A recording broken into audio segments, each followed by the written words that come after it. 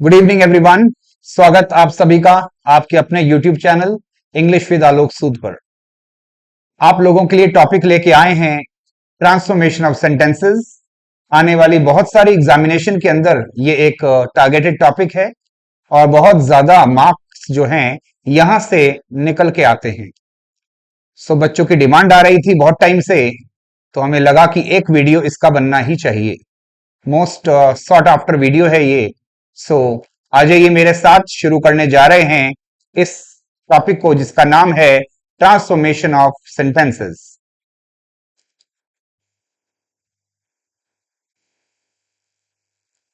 Before we start, आपको ये बता दें कि ट्रांसफॉर्मेशन ऑफ सेंटेंसेस कौन कौन से एग्जामिनेशन के लिए वेरी वेरी इंपॉर्टेंट है। सबसे पहला, टीचिंग एग्जाम्स जितने भी होते हैं, टीचिंग एग्जाम्स जितने भी होते हैं, जैसे first grade, second grade, third grade, REET की बात करें जिसे आरटेट, एचटेट, सीटेट इन नामों से जाना जाता है, इन सभी एग्जामिनेशन के लिए ये topic very very very important. उसके अलावा CUET, LDC exam, other state level exams, जितने भी परीक्षाएं राज्य स्तर की होती हैं उन सब के लिए बहुत ही इंपॉर्टेंट टॉपिक। एसएससी, बैंक और डिफेंस में इनका यूजेज आता है, इनका यूजेज आता है। डायरेक्ट क्वेश्चन नहीं आते एट टाइम्स, लेकिन इनका यूजेज जरूर देखा जाता है।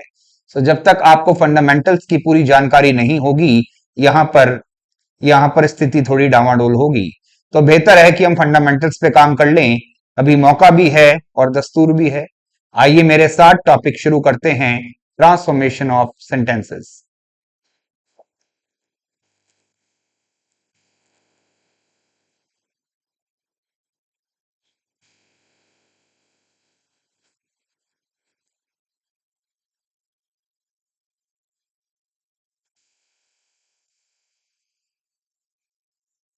चलिए, एलडीसी एग्जामिनेशन में इंग्लिश का जो पेपर है उसमें सिलेबस वाइज क्या वेटेज है, कितने टॉपिक से, कौन कौन से टॉपिक से क्वेश्चन अराइज होते हैं, कितने कितने मार्क्स से क्वेश्चन आते हैं, एक रफ आइडिया हमारे सामने होना चाहिए।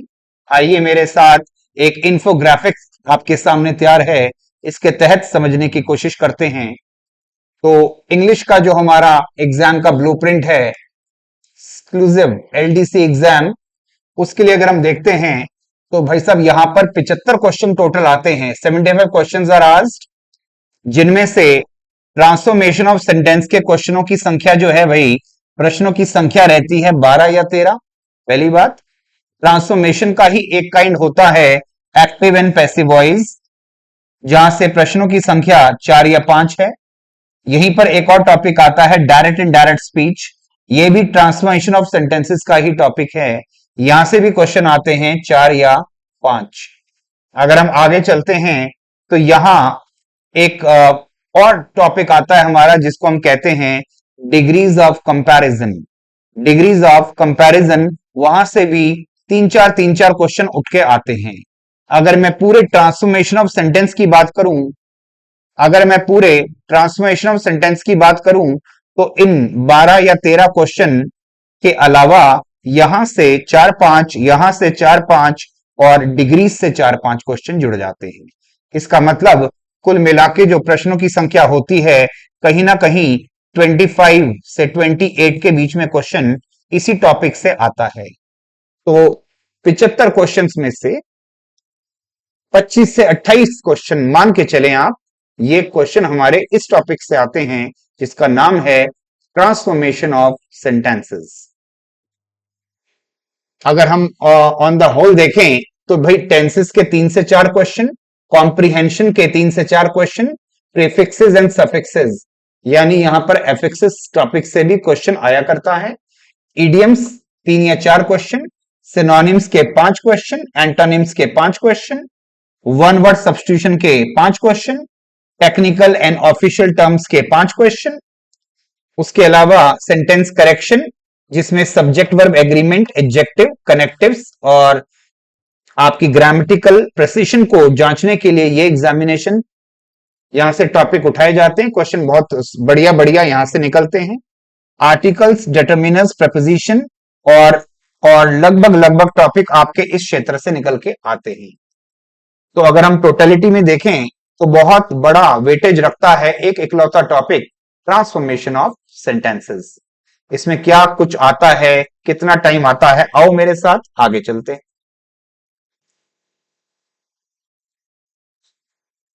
ट्रांसफॉर्मेशन ऑफ सेंटेंस में the golden rule of transformation. अगर मैं इस टॉपिक की तह तक पहुंचूं तो एक बारीक सी बात को शुरू में ही जांच लो और जान लो। वो क्या है? वो ये है कि जब भी हम ट्रांसफॉर्मेशन करने का प्रयास करेंगे, जब भी हम ट्रांसफॉर्मेशन करने का प्रयास करेंगे स्टूडेंट्स, तो हमको ये देखना है कि जो भी वाक्य का स्ट्रक्चर या उसका फॉर्म है, जो उसका रूप है, वो बदल सकता है। उसका रूप, उसको लिखने का तरीका, उसको लिखने का सिंटैक्स चेंज हो सकता है, लेकिन उसका मीनिंग वोंट चेंज। उसका मीनिंग कतई नहीं बदलना चाहिए। रत्ती भर भी मीनिंग का परिवर्तन हुआ और आपका उत्तर गलत हुआ। बहुत अच्छे से सुन लीजिए मेरी बात।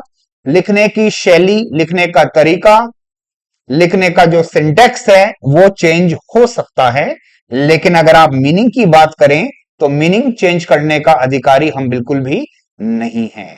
बात का ध्यान अच्छे से रखिएगा। तो यहां पर आपको पता रहना चाहिए बच्चों कि हमको स्ट्रक्चर चेंज हो सकता है, लिखने का सिस्टम, लिखने के जो शैली है वो चेंज हो सकती है। मीनिंग इसका कतई नहीं बदलेगा। जो क्वेश्चन मीनिंग कन्वे कर रहा है, आंसर का मीनिंग भी same to same ditto convey होना चाहिए। टेंस, जिस टेंस में प्रश्न पूछा गया है उसी टेंस में उत्तर आना चाहिए। इसका मतलब टेंसेस कुछ नहीं करना है। इसका मतलब मीनिंग, जो मीनिंग है टच नहीं करना है, केवल आप लिखने के तरीके में परिवर्तन ला सकते हैं। यही तो जादू है ट्रांसफॉर्मेशन का। यानी बदलाव तो होगा लेकिन अर्थ में नहीं, केवल देखने के तरीके में बदलाव होगा, समझने के तरीके में कतई परिवर्तन नहीं होगा। एक उदाहरण से समझिए। अगर मैं आपके सामने कहता हूं, अगर मैं आपके सामने कहता हूं अजय मेरी क्लास का सबसे लंबा लड़का है। मैंने आपके सामने कहा अजय मेरी क्लास का सबसे लंबा लड़का है। इसी बात को कहने का एक तरीका यह हो सकता है, मेरी क्लास का कोई भी लड़का इतना लंबा नहीं है जितना कि अजय। मेरी क्लास का कोई भी लड़का इतना लंबा नहीं है जितना कि अजय। इसका मतलब वही मैसेज कन्वे हो रहा है। इसी बात को कहने का एक और तरीका देखें, अजय मेरी क्लास के अन्य किसी भी विद्यार्थी से अधिक लंबा है। दोबारा सुने, अजय मेरी क्लास के किसी भी विद्यार्थी से अधिक लंबा है। यानी सारी दुनिया एक तरफ, मेरा अजय एक तरफ। तो तीनों ही तरीके से बात की गई और तीनों में अजय को आपने सबसे लंबा पाया। लेट मी रिपीट, अजय मेरी क्लास का सबसे लंबा लड़का है। मेरी क्लास का कोई भी लड़का इतना लंबा नहीं है जितना कि अजय। अजय मेरी क्लास के अन्य किसी भी लड़के से अधिक लंबा है। तीनों में मैसेज एक कन्वे हो रहा है भाई साहब, बोलने का तरीका बदल रहा है, मीनिंग में रत्ती भर भी फर्क नहीं है। अजय ही लंबा था, अजय ही लंबा है और अजय ही लंबा रहेगा। Is the point clear? आ जाओ मेरे साथ। ट्रांसफॉर्मेशन ऑफ सेंटेंस में हमको कहां कहां पे परखा जाता है, इसमें कौन कौन से टॉपिक का आदान प्रदान आपको दिखता है, किस किस की भूमिका है, आओ इन भूमिका को जानें।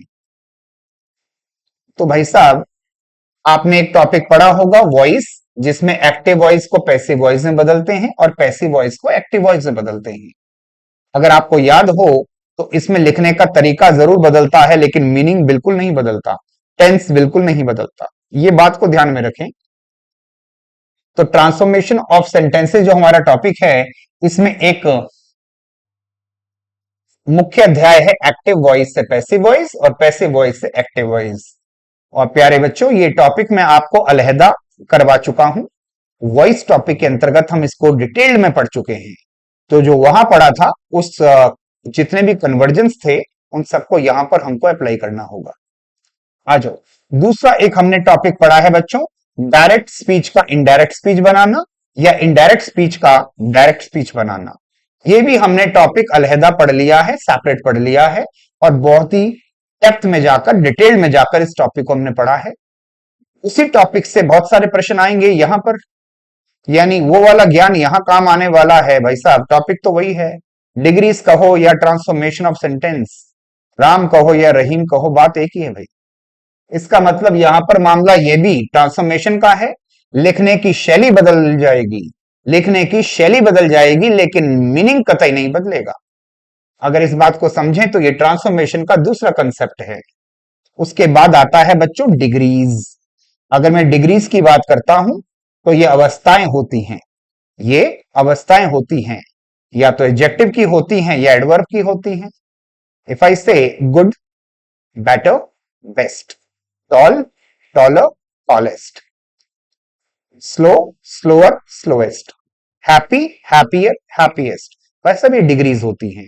इनमें भी बदलाव करवाया जाता है।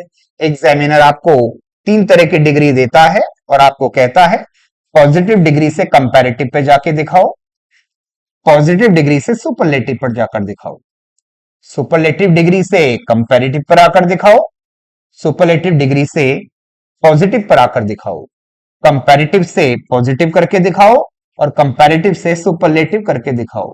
यानी जहां पर खड़े होंगे भाई साहब 2 धक्के पड़ सकते हैं। अगर आप यहां खड़े हैं तो या तो यहां या तो वहां भेजे जाओगे, यहां खड़े हो तो या तो या तो यहां पर भेजे जाओगे, यहां खड़े हो तो या तो बाएं या तो दाएं भेजे जाओगे। इसका मतलब डिग्रीज का जो टॉपिक है, जो हम एडजेक्टिव में अलहदा पढ़ के आ चुके हैं, वो भी तो, वो टॉपिक भी तो ट्रांसफॉर्मेशन का ही हिस्सा है। तो 3 मोटे मोटे टॉपिक, एक एक्टिव एंड पैसिव वॉइस, एक डायरेक्ट इनडायरेक्ट स्पीच और एक डिग्रीज का इंटरचेंजिंग, ये तीनों टॉपिक ट्रांसफॉर्मेशन के मोटे मोटे हिस्से हैं, जिनको हम अलग से डेप्थ में जाकर पढ़ चुके हैं। उनका यहां पर रोल अब हम देखने को हमको मिलेगा और यहां हमको बहुत खुशी होगी क्योंकि यहां से हम उस टॉपिक से नंबर यहां कमाएंगे। आ जाइए, इसके अलावा ट्रांसफॉर्मेशन में एक और बात आती है इन 3 से हटकर, जिसको कहते हैं कॉन्क्रीट टॉपिक, जिसको कहते हैं hardcore topic, transformation of sentence. क्या होता है, आइए मेरे साथ।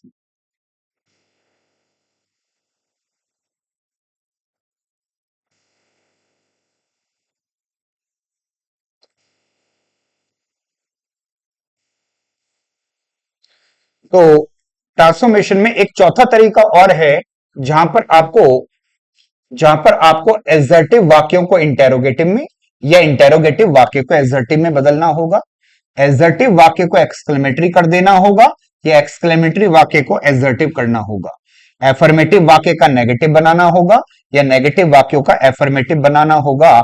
तो ये मामला, गाड़ी यहां से वहां भी जाएगी और वाइस वर्सा, वो लौट के भी आ सकती है। इस तरह के बदलाव को भी हम ट्रांसफॉर्मेशन ऑफ सेंटेंस का कॉन्क्रीट टॉपिक कहते हैं। तो कुल मिला के 4 बातें पढ़ ली मैंने। एक तो हो गई एक्टिव एंड पैसिव वॉइस, एक हो गया डायरेक्ट इनडायरेक्ट स्पीच, एक हो गया डिग्रीज के अंदर इंटरचेंज करना, तीसरा कंसेप्ट, और चौथा जितने भी वाक्य के प्रकार होते हैं उनको आपस में अदला बदली करवाना। बहुत ही समझदारी से पढ़े जाने वाला टॉपिक है। सावधानी हटी और दुर्घटना घटी, इसलिए बिल्कुल इत्मीनान से देखिएगा टॉपिक कहां पे कैसे मोड़ लेगा। Be watchful. आइए, इसको आगे बढ़ाने से पहले सबसे पहले मैं आपको आपको इस टॉपिक के बिल्कुल ग्रास रूट लेवल पे लेके जाना चाहूंगा। एकदम फंडामेंटल लेवल पे जाके बात करेंगे। ये मान के चलता हूं कि आपको इसके बारे में पहले कुछ नॉलेज थी ही नहीं, यानी एकदम बेसिक जीरो से शुरू करने जा रहा हूं। आ जाओ मेरे साथ। अगर मैं सेंटेंस की बात करता हूं और इसकी डेफिनेशन की बात करता हूं तो इसकी डेफिनेशन आती है बच्चों, a group of words that a group of words that expresses a complete thought, शब्दों का वह समूह जो एक पूरी तरह से एक विचार को व्यक्त करता है। contains at least one subject and one verb, ऐसी चीज जिसके अंदर न्यूनतम एक कार्यकर्ता हो और एक क्रिया हो। and ends with appropriate terminal punctuation, और इसका जो खात्मा है वो एक उचित विराम चिन्ह के साथ होना चाहिए। अक्सर पूर्ण विराम लगता है, अक्सर फुल स्टॉप लगता है, लेकिन प्रश्न पूछें तो क्वेश्चन मार्क लग जाता है, हैरानी प्रदर्शित करें तो एक्सक्लेमेटरी मार्क लगता है, एंड सो ऑन। तो हमको एक उचित एक्सक्लेमेटरी मार्क से अपनी बात को खत्म करना है। जैसे पीरियड हो गया, इस पीरियड का मतलब होता है बच्चों फुल स्टॉप, फुल स्टॉप का ही दूसरा नाम पीरियड हो गया। क्वेश्चन मार्क ये प्रश्नवाचक चिन्ह होता है, आम पाचक चिन्ह स्वामी व मोहब्बत हम इसको ऐसे पढ़ते हैं, या एक्सक्लेमेशन पॉइंट जिसको हम ये आंसू टपकाने वाला चिन्ह कहते हैं। ऐसी बातों पे आपका वाक्य समाप्त होता है बच्चों। अरे हाँ या ना? तो ये हमारी डेफिनेशन है सेंटेंस क्या होता है। आइए आगे चलते हैं बच्चों इससे।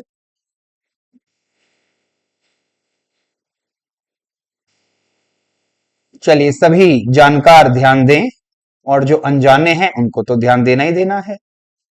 क्या बात है, आओ मेरे साथ। सेंटेंस की परिभाषा पूरी हो जाने के बाद सेंटेंस के किस्में कितनी है, कितनी तरह के वाक्य बनते हैं, आओ मेरे साथ।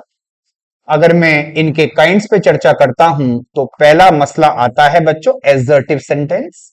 इसी को हम डेक्लेरेटिव सेंटेंस कहते हैं, इसी को हम स्टेटमेंट कहते हैं। क्या कहा जी मैंने कहा एसर्टिव सेंटेंस कह दो, डेक्लेरेटिव सेंटेंस कह दो, या स्टेटमेंट कह दो, सब एक ही बात है। अरे हाँ या ना? सब एक ही बात है। अगर मैं एसर्टिव सेंटेंस की बात करूं या डिक्लेरेटिव की बात करूं, इसके आगे दो अंश निकल के आते हैं। एक अंश का नाम है एफर्मेटिव, एक अंश का नाम है नेगेटिव। तो भाई साहब ये एफर्मेटिव और नेगेटिव जो हैं ये किसके हिस्से हैं? ये एसर्टिव वाक्यों के ही दो खंड हैं, एक उत्तराखंड एक श्रीखंड। नहीं साहब दोबारा देखो, ये एफर्मेटिव सेंटेंस और नेगेटिव सेंटेंस ये दोनों किसके खंड हैं? आप कहोगे सर ये एसर्टिव सेंटेंस के ही तो खंड है, इसी के दो पार्ट्स हैं। तो चाहे तो मैं ये कह दूं कि एसर्टिव वाक्य सकारात्मक भी हो सकता है और एसर्टिव वाक्य एक नेगेटिव वाक्य भी हो सकता है। ये एक पॉजिटिव वाक्य और ये एक नेगेटिव वाक्य दोनों तरीके से हो सकता है। इन दोनों वाक्यों को मैं कितनी तरह से बोल सकता हूं, दोबारा सुन लो। Affirmative sentence, positive sentence, negative sentence, और इन दोनों को टोटलिटी में एसर्टिव सेंटेंस कह दूं तो आप कुछ नहीं कर सकते। बिल्कुल ठीक बात है ये, क्योंकि ये दोनों उसी से निकले हैं, उसी के तो खंड हैं। आओ, एफर्मेटिव वाक्य सकारात्मक होता है, जैसे the sun rises in the east, सूर्य पूरब में उगता है, कोई मौका नहीं फील्डर के पास, 4 रन। बिल्कुल सही बात, इसमें कोई दिक्कत नहीं। दिशा इज गोइंग होम, घर आ जा रही है। कहां जा रही है? घर जा रही है, दिशा जाने दो भाई, इसमें कोई दिक्कत नहीं, कोई नकारात्मकता नहीं। घर भी है, जाना भी है और दिशा भी है। नेगेटिव सेंटेंस की बात करता हूं, I do not like pasta. इस वाक्य में मुझको कुछ नेगेटिविटी दिखी, ऐसे वाक्य को आप नेगेटिव वाक्य कह सकते हैं, या मैं कहूं तो ये एसर्टिव वाक्य का एक काइंड हुआ। बात एक ही है। A fish can not climb the tree, मछली पेड़ पर चढ़ नहीं सकती। अगर ये नॉट दिख रहा है तो भाई साहब ये नेगेटिव वाक्य है, और मैं नेगेटिव ना बोलना चाहूं तो मैं इसको एसर्टिव बोल सकता हूं, क्योंकि एसर्टिव के अंदर ही तो ये इंक्लूड होता है। क्या मेरी बात आप तक पहुंच गई? तो ये हमारा पहला किस्म हुआ बच्चों, कौन सा है? एसर्टिव का दूसरा नाम डिक्लेरेटिव का तीसरा नाम स्टेटमेंट। इन वाक्यों के कितने खंड हैं? एक हुआ पॉजिटिव वाक्य, इसी को एफर्मेटिव या पॉजिटिव कहते हैं, और दूसरा कौन है? नेगेटिव वाक्य। इस बात को साइड पे रखते हैं, आगे बढ़ते हैं अपने दूसरे काइंड की तरफ। सुन रहे हो?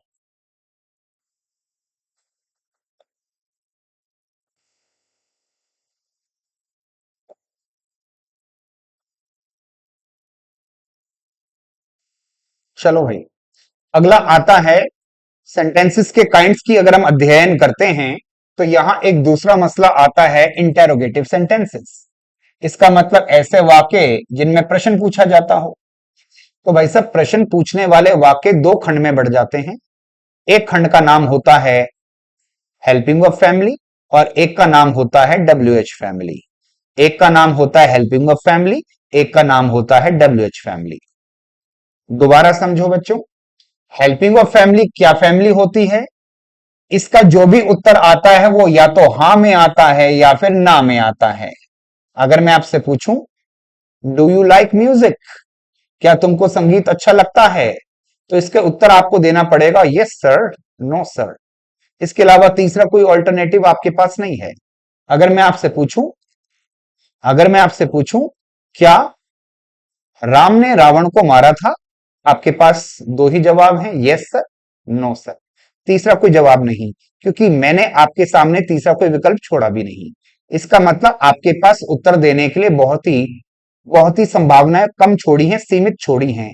शायद इसी वजह से इसी हेल्पिंग ऑफ फैमिली को हम क्लोज एंडेड क्वेश्चन कहते हैं, क्योंकि इसमें आपके पास उत्तर देने के विकल्प मैंने छोड़े ही नहीं। बहुत एक छोटी सी सीमा छोड़ी है, या तो हाँ बोल के निकलो या ना बोल के निकलो। क्या आपने आज दाल खाई थी, या तो हाँ बोलोगे या ना बोलोगे, तीसरा कोई जवाब नहीं। इसका मतलब क्लोज एंडेड क्वेश्चन। इंटेरोगेटिव का जो ए बच्चा है वो हेल्पिंग ऑफ फैमिली होता है। इसी को कुछ लोग यस नो टाइप कहते हैं, क्योंकि इनका उत्तर या तो हाँ में आता है या ना में आता है। क्लोज एंडेड क्वेश्चन इसलिए बोला गया क्योंकि हाँ और ना के अलावा आप तीसरा कोई इसमें अपने आप से बातों को डेवलप नहीं कर सकते। इसका एक दूसरा बच्चा आता है जिसको आप कहते हैं WH परिवार। इसको कहते हैं ओपन एंडेड क्वेश्चन। इसका मतलब जितने प्रश्न पूछे जाएंगे, जितने लोगों से उतनी उत्तर आएंगे, जितने मुंह उतनी बातें। अगर मैं आपसे पूछूं व्हाट इज योर नेम, तुम्हारा नाम क्या है, तो तुम्हारा नाम जितने लोग उतनी बातें। 100 से पूछूंगा तो 100 नाम आएंगे, 200 से पूछूंगा 200 नाम आएंगे। इसमें हाँ ना जैसी कोई बात नहीं है। अगर मैं आपसे पूछता हूं व्हाट इज योर नेम, तो जितने लोग उतनी इसमें जवाब आने की संभावनाएं बनती हैं। वेयर डू यू लिव, कहां रहते हैं आप, गुड़गांव के। इसका मतलब जितने लोग उतनी बातें। इसका मतलब जितने लोग उतनी बातें, ये भी तो ओपन एंडेड क्वेश्चन हो गया। लेकिन यहां पर क्या था, डू यू लाइक म्यूजिक, क्या आपको संगीत अच्छा लगता है, हाँ या ना, यस नो टाइप हो गया। हैव यू टेकन लंच, क्या आपने दोपहर का भोजन कर लिया, या तो हाँ या ना, तीसरा विकल्प नहीं छोड़ा।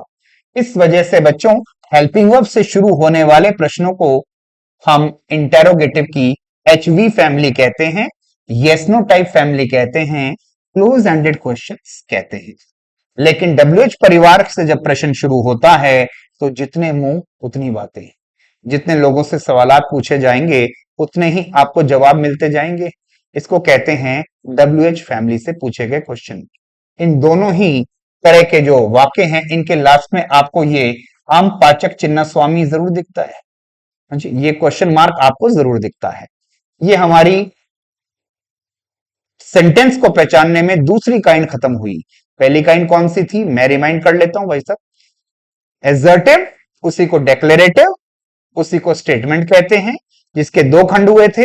एक खंड का नाम था, बोलिए कौन सा, एफर्मेटिव या पॉजिटिव।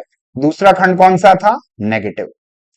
अगर मैं इंटेरोगेटिव सेंटेंस की बात करूं, इसके भी दो खंड हो गए। एक हेल्पिंग वर्ब फैमिली, जिसको यस नो टाइप कहते हैं, जिसको क्लोज एंडेड क्वेश्चन कहते हैं, और एक WH फैमिली, वो फैमिली जो ओपन एंडेड क्वेश्चन तैयार करती है। जितने लोगों से प्रश्न पूछेंगे उतने जवाब सुन लेना, इसको कहते हैं हम WH फैमिली। चलिए चलते हैं अपने तीसरे काइंड की ओर।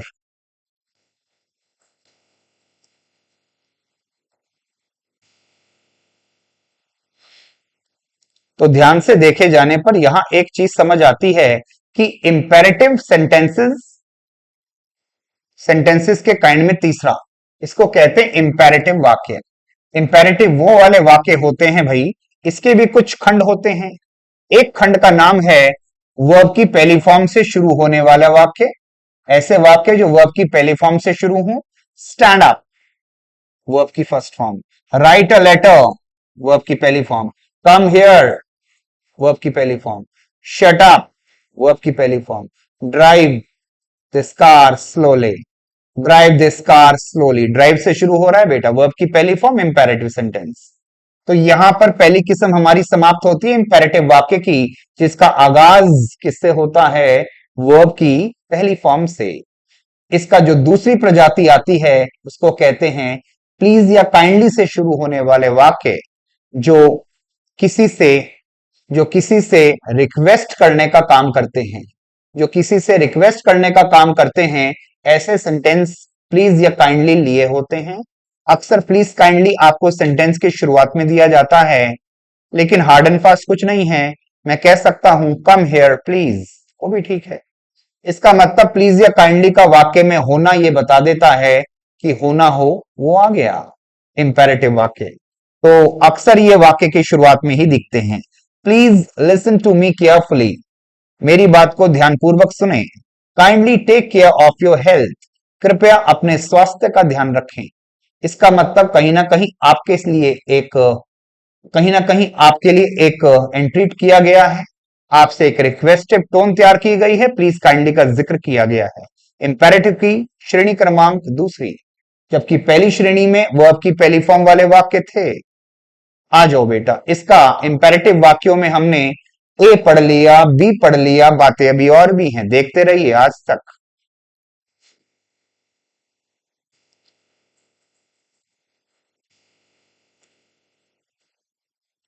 इंपेरेटिव वाक्यों में तीसरी प्रजाति आती है। इंपेरेटिव वाक्यों में तीसरी प्रजाति आती है जिसमें वाक्य डोंट या नेवर लिए होता है। इसका मतलब डोंट मेक अ नॉइज, शोर मत करो। डोंट से शुरू हो गया इंपेरेटिव की श्रेणी। Never rely on false friends, झूठे मित्रों पे कभी एतबार मत करो, झूठे मित्रों पे कभी भरोसा मत करो, बात एक ही है। तो आपको कभी भी झूठे मित्रों पे ट्रस्ट नहीं करना चाहिए, ऐसी सलाह दी जा रही है, ऐसी नसीहत दी जा रही है। वाक्य हुआ इंपेरेटिव की तीसरी प्रजाति। चौथी प्रजाति ऐसा वाक्य जो लेट, लेटस, कुछ लोग लेटस को शॉर्ट में ऐसा भी लिखा करते हैं भाई, लेट्स, इसको कहते हैं लेटस का कॉन्ट्रैक्टेड फॉर्म, ये भी बिल्कुल सही है। तो जो वाक्य इनसे शुरू होता है भाई साहब वो भी इंपेरेटिव होता है। आओ मैं यहां पे लट बजाता हूं, ध्यान से समझो। दुनिया में लोगों को लेट दिखाया जाता है, और लेट एक वर्ब होती है जिसकी तीनों फॉर्म्स लेट रहती हैं बच्चों। और अगर ये लेट वर्ब की पहली फॉर्म है तो ये वर्ब की सेकंड फॉर्म है, और ये वर्ब की थर्ड फॉर्म। अरे हाँ या ना? और अगर लेट वर्ब की पहली फॉर्म और ये वाक्य की शुरुआत में है तो बेटा ये लेट देखने में लेट लग रहा है, लेकिन ये तो इंपेरेटिव की पहली प्रजाति हो गई। भाई पहली प्रजाति में भी तो वर्ब की पहली फॉर्म से ही खेल शुरू होता था। अरे हाँ या ना? और वही अब लेट से हो रहा है। लेकिन बच्चों को लेट की कहानी नहीं पता होती, लेट का पार्ट्स ऑफ स्पीच नहीं पता होता। भाई साहब लेट एक वर्ब होता है जिसकी तीनों फॉर्म लेट, लेट, लेट रहती है। Is the point clear? इस वजह से इसको हम इरेगुलर वर्ब फॉर्म्स में पढ़ते हैं। तो ये जो लेट से वाक्य शुरू हो रहा है बच्चों, ये इंपेरेटिव की कह दूं तो पहली प्रजाति और कह दूं तो चौथी प्रजाति है। तो यही मुझे जल्दी से बता दो बच्चों, इंपेरेटिव में कौन कौन आया था? कौन थे वो जो इंपेरेटिव में आए थे? ऐसे वाक्य जो वर्ब की पहली फॉर्म से शुरू हो, ऐसे वाक्य जिसमें प्लीज काइंडली का जिक्र मिले, ऐसे वाक्य जिसमें डोंट नेवर का जिक्र मिले, और ऐसे वाक्य जिसमें लेट, लेटस या लेटस का एक कॉन्ट्रैक्शन होता है लेट्स। इसका मतलब वो आ गया इंपेरेटिव प्रजाति का प्रश्न। इसको कहते हैं इंपेरेटिव सेंटेंस। और वाक्यों में फितरत नंबर तीसरी। चलता हूं चौथी फितरत की ओर।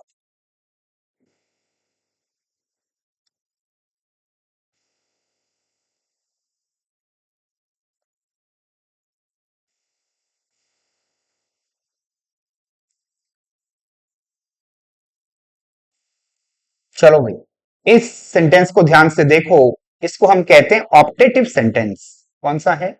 Optative sentence. बोल लो एक बार, ऑप्टेटिव सेंटेंस। नंबर वन पे कौन सा आया था? एसर्टिव सेंटेंस उर्फ डेक्लेरेटिव सेंटेंस उर्फ स्टेटमेंट। फिर कौन सा आया था नंबर दो पे? Interrogative sentence. फिर थर्ड नंबर पे कौन सा आया था? Imperative sentence. चौथे नंबर पे मामला सेट है। इसको कहते हैं ऑप्टेटिव वाक्य। इसको पहचानने का तरीका है कि इसमें आपको शुरुआत में में दिया होता है और वाक्य के लास्ट में ऐसा चिन्ह दिया होता है। इससे आप पहचान जाते हैं कि ये या तो किसी के लिए अच्छी अच्छी कामना कर रहा है जिसको विशिष्ट कहते हैं, या किसी के लिए दुर्भावना रखता है, किसी को श्राप देता है, इसको कर्ज कहते हैं। इसके तहत मैं अपनी अपने अच्छे विचार किसी को दे सकता हूं, या किसी के लिए कुछ ऐसी चीज जो नहीं बोलनी चाहिए, ऐसी चीज किसी को बोल सकता हूं। इसको कहते हैं या तो किसी के लिए आप कामना करते हैं या किसी के लिए श्राप तैयार करते हैं। इसकी पहचान है कि इसमें आपको 5वां महीना शुरू में दिया जाता है, अरे मॉडल में शुरू में दिया जाता है, और सेंटेंस के लास्ट में इस तरह का चिन्ह दिया जाता है। इससे आप पहचान जाते हैं कि ये हो ना हो ऑप्टेटिव वाक्य है। ध्यान से समझना, अगर ये वाली में और लास्ट में गलती से ये चिन्ह दिख जाता तो मैं इसको इंटेरोगेटिव का हेल्पिंग ऑफ फैमिली कहता, लेकिन यहां पर लास्ट में चिन्ह ये दे रखा है, और मे यू लिव लॉन्ग, ईश्वर करे आप दीर्घायु हो, ये एक कामना है आपके लिए।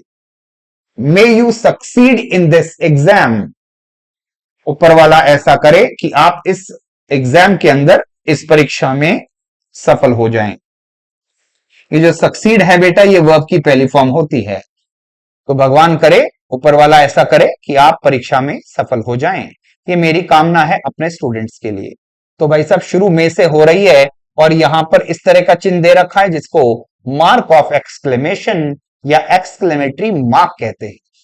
अरे हाँ या ना, ये हमारे ऑप्टेटिव सेंटेंस की पहचान हो गई। या तो कामना कर दो या नेगेटिव कामना कर दो, या तो किसी को वरदान दे दो या किसी को श्राप दे डालो। ठीक है भाई, ये भी हो गया। चलते हैं last but not the least, optative sentence के बाद में 5वां एक और किस्म है। क्या है वो, आइए देखें भाई।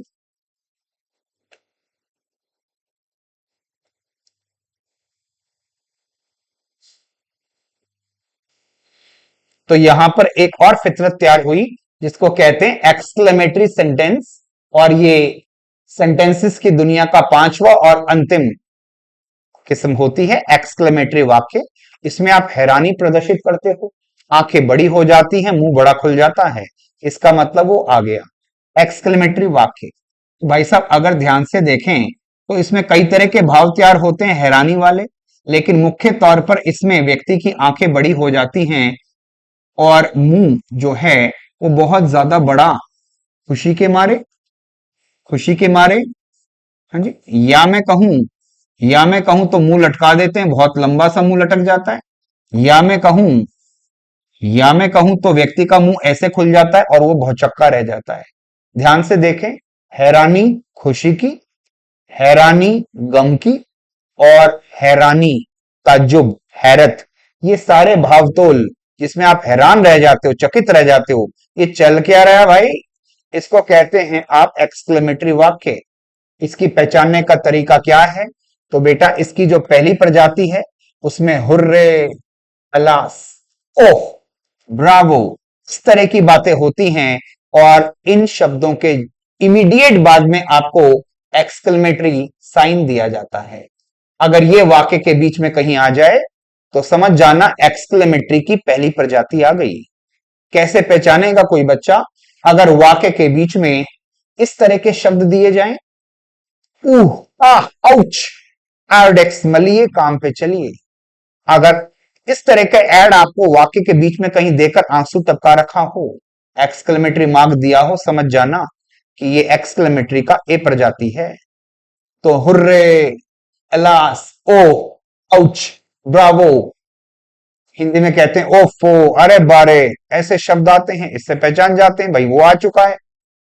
आगे देखो, दूसरी प्रजाति आती है जहां पे प्रश्न WH परिवार से शुरू होकर वाक्य के लास्ट में इंटेरोगेटिव नहीं बल्कि एक्सक्लेमेटरी मार्क से खत्म होता है। WH फैमिली और लास्ट में ऐसा चिन्ह दिया होता है, समझ जाओ कि ये एक्सक्लेमेटरी की बी प्रजाति है, एक्सक्लेमेटरी की ये बी प्रजाति है।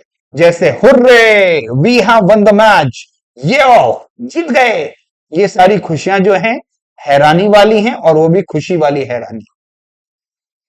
अलास, आई हैव फेल्ड, ओफो, भाई आप फेल हो गए, इसका मतलब यहां पे दुखी है व्यक्ति, गम के समुद्र में डूबा हुआ है। ओह, यू आर अगेन लेट, या क्या चीज हो तुम, इतनी बार कह दिया फिर लेट आए हो तुम, ताज्जुब है यार तुम पर। हैरान हो गया तुम्हारी इस बात पर। तो हैरानी के लिए इस तरह की बातें, इस तरह की बातें, इस तरह की बातें, उह, आउच, आयोडेक्स मलने वाली बातें इस तरह से दी जाएं। एक्सक्लेमेटरी की ए प्रजाति आ चुकी है। आइए चलते हैं बी प्रजाति की ओर। What a beautiful picture it is. कितनी सुंदर पिक्चर है, कितनी सुंदर तस्वीर है। आपको लगेगा कि बोलने वाले के अंदर सुंदरता का कोई कहर फूट पड़ा है। कितनी सुंदर तस्वीर है, यानी तस्वीर बहुत ज्यादा सुंदर है। How clever you are. अरे यार कितने शाणे हो तुम। इसका मतलब तुम तो घनी शाणे हो। ताज्जुब करता हूं तुम्हारी शाणपत्ती पे। इसका मतलब यहां पे हैरानी पे ताज्जुब हो रहा है कि मैंने कई लोग देखे हैं जो चतुर से चतुर हों, लेकिन तुम तो उन सबको पानी पिला के आ जाओ, इतने चतुर। हाउ क्लेवर यू आर, कितने चतुर व्यक्ति हो तुम। तुम्हारी चतुराई पे मुझे ताज्जुब हो रहा है, हैरत हो रही है कि इस कदर ताज्जुब, इस कदर तुम चतुर कैसे हो सकते हो। इस बात को कहते हैं एक्सक्लेमेटरी की बी प्रजाति, जिसमें शुरुआत में WH परिवार आएगा और वाक्य के अंत में एक्सक्लेमेटरी मार्क आएगा, जिससे आप पकड़ पाएंगे कि ये एक्सक्लेमेटरी की बी प्रजाति है। आगे बढ़ने से पहले एक क्विक रिव्यू लूंगा। सबसे पहला जो काइंड था वो था एसर्टिव वाक्य, उसी को डेक्लेरेटिव वाक्य, उसी को स्टेटमेंट। इसके दो खंड थे, उत्तराखंड और श्रीखंड नहीं भाई साहब। एक था एफर्मेटिव जिसको पॉजिटिव कहते थे, एक इसका खंड था नेगेटिव वाक्य। नंबर 2 पे आ जाइए, वहां इंटेरोगेटिव का जिक्र हुआ था। इंटेरोगेटिव सेंटेंस के भी दो बच्चे थे, एक वो जो हेल्पिंग वो बच्चा था, यस नो टाइप वाला बच्चा था, क्लोज एंडेड क्वेश्चन वाला बच्चा था। एक बच्चा वो था जो WH परिवार वाला बच्चा था, और उसी को ओपन एंडेड क्वेश्चन कहते थे। इन वाक्यों के अंत में आपको, इस वाक्य के अंत में आपको इस तरह का निशान दिखा करता था, इफ यू रिमेंबर। तीसरी किस्म आती थी बच्चों जहां पे इंपेरेटिव वाक्य का बोलबाला, और इंपेरेटिव के 4 बच्चे होते थे। वर्ब की पहली फॉर्म से शुरू होने वाले वाक्य, प्लीज काइंडली से शुरू होने वाले वाक्य, डोंट नेवर से शुरू होने वाले वाक्य, और लट बजाते हुए लेट, लेटस या उसका एक कॉन्ट्रैक्शन लेट्स से शुरू होने वाले वाक्य। इससे पता लगता है कि इंपेरेटिव की जो जो सत्ता है वो काफी फैली हुई है, याद करना पड़ेगा। जब मैं चौथे नंबर पे आता हूं तो वहां एक तरह का वाक्य आता है जिसको आप कहते हैं बच्चों ऑप्टेटिव वाक्य। इसमें आप 5वें महीने से शुरू होते थे, अरे हाँ या ना, मैं यहां से शुरू होते थे, और लास्ट में आप लगाते थे exclamatory mark, if I am not wrong. इसमें मैं आपके लिए दुआओं के कलमे पढ़ता था, या मैं बद्दुआएं देता था आपको तरीके से, अरे हाँ या ना। ऐसी बातें हम करते थे बच्चों चौथी प्रजाति में, जिसको ऑप्टेटिव वाक्य कहते हैं। और पांचवी आपके सामने लिखी है एक्सक्लेमेटरी की पांचवी प्रजाति का जो अ बच्चा था, ए बच्चा, उसमें आयोडेक्स की एड दी जाती है, ऊह, आह, आउच, हुर्रे, यो, ऐसे शब्द दिए जाते हैं वाक्य के बीच में। इसका मतलब ए प्रजाति। और बी प्रजाति WH परिवार से शुरू होकर आंसू टपकाने वाला चिन्ह लास्ट में दिया जाता है, तो एक्सक्लेमेटरी की ये बी प्रजाति तैयार हुई। अगर आपको काइंड्स अच्छी तरह से आ गए तो भाई साहब यहां तक का एक बहुत ही सॉलिड प्लेटफॉर्म तैयार हो चुका है। बस अब इस पे चढ़ेंगे और एक एक कर ऊपर चढ़ना है, तो हांडी फोड़नी। आओ मेरे साथ।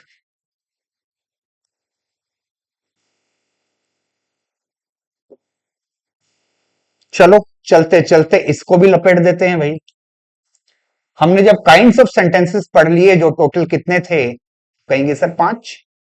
तो एक काम करते हैं, कैटेगरीज को पढ़ते चलते हैं, और कैटेगरीज होती हैं 3।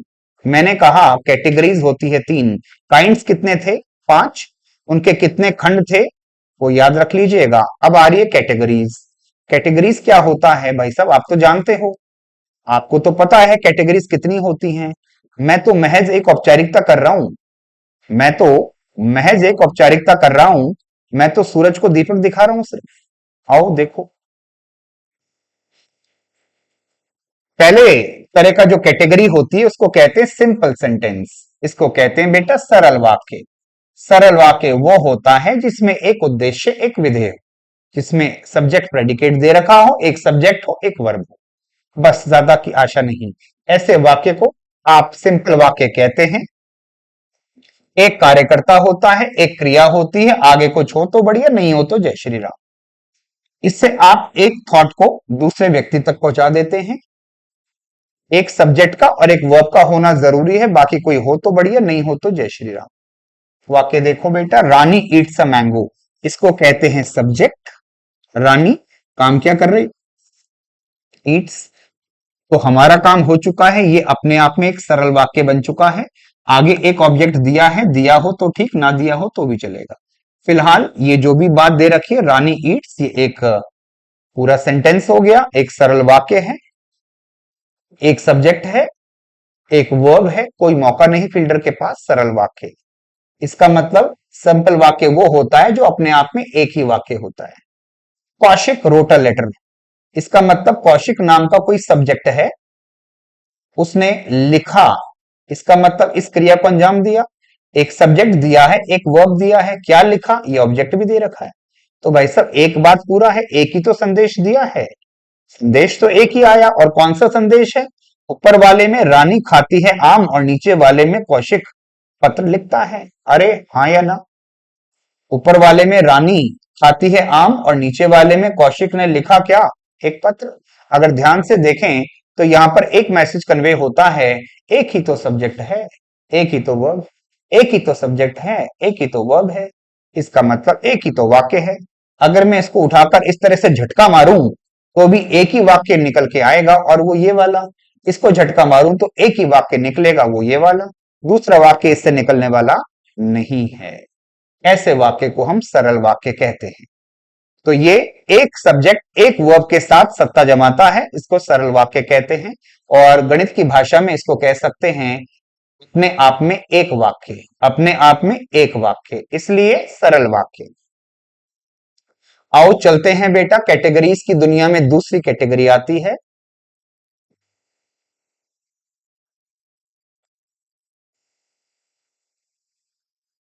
इस कैटेगरी का नाम है, इस कैटेगरी का नाम है बच्चों कंपाउंड सेंटेंस, संयुक्त वाक्य। पहले वाला सरल था, ये संयुक्त वाक्य है। संयुक्त का मतलब होता है इसमें इसमें दो वाक्य आपस में आकर जुड़ने का काम करते हैं, और जोड़ने वाले आइटम को आप कंजंक्शन कहते हैं। इसका मतलब इसमें कंजंक्शन मिलता है। कैसे पहचानेंगी ये आंखें कि वो आ गया, कैसे पहचानेंगी, तो ये एक टोटका याद कर लो बच्चों, इसका नाम है फैन बॉयज। सारा शहर इनको फैन बॉयज के नाम से जानता है।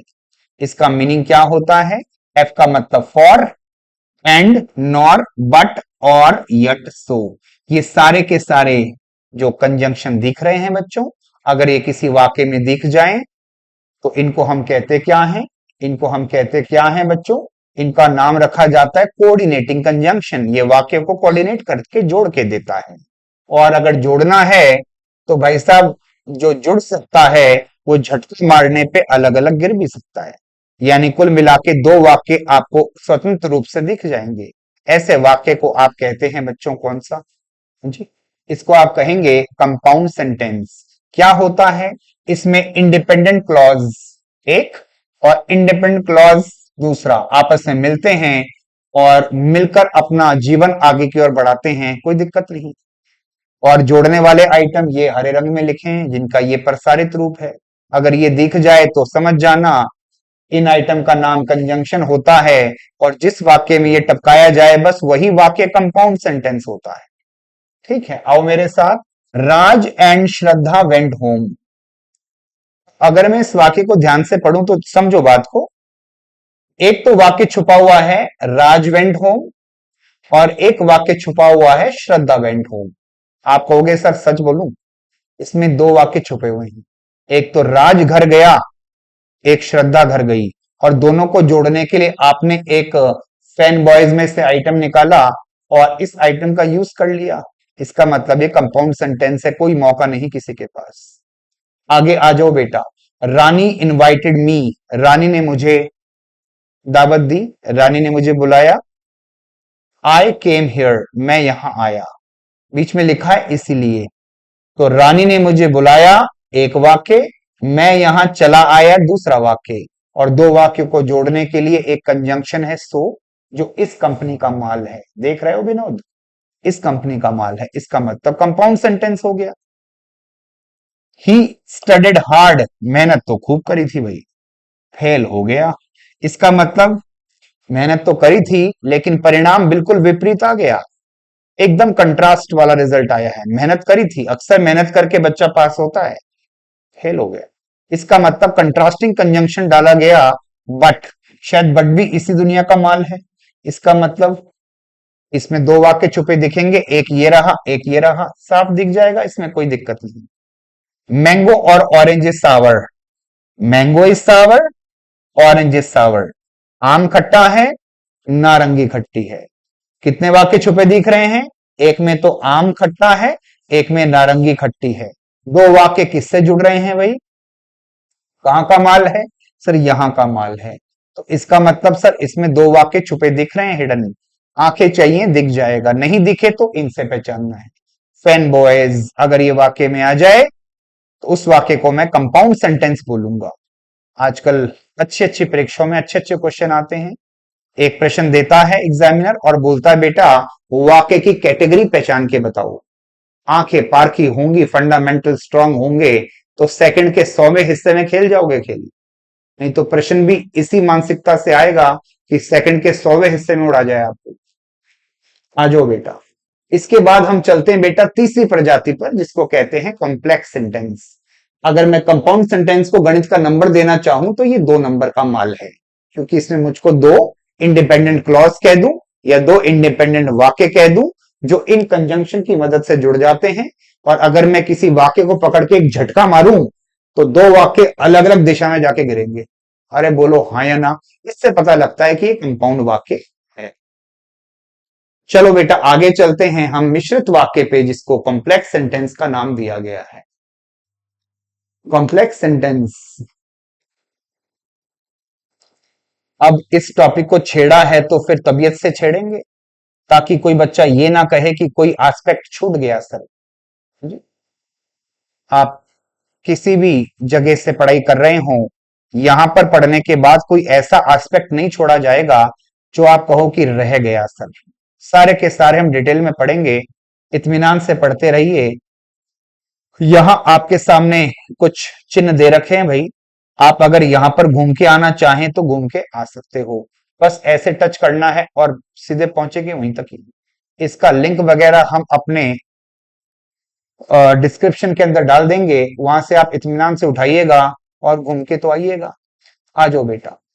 कैटेगरीज ऑफ सेंटेंस में तीसरा और अंतिम मसला आपके सामने आता है, जिसको कॉम्प्लेक्स वाक्य कहते हैं, मिश्रित वाक्य।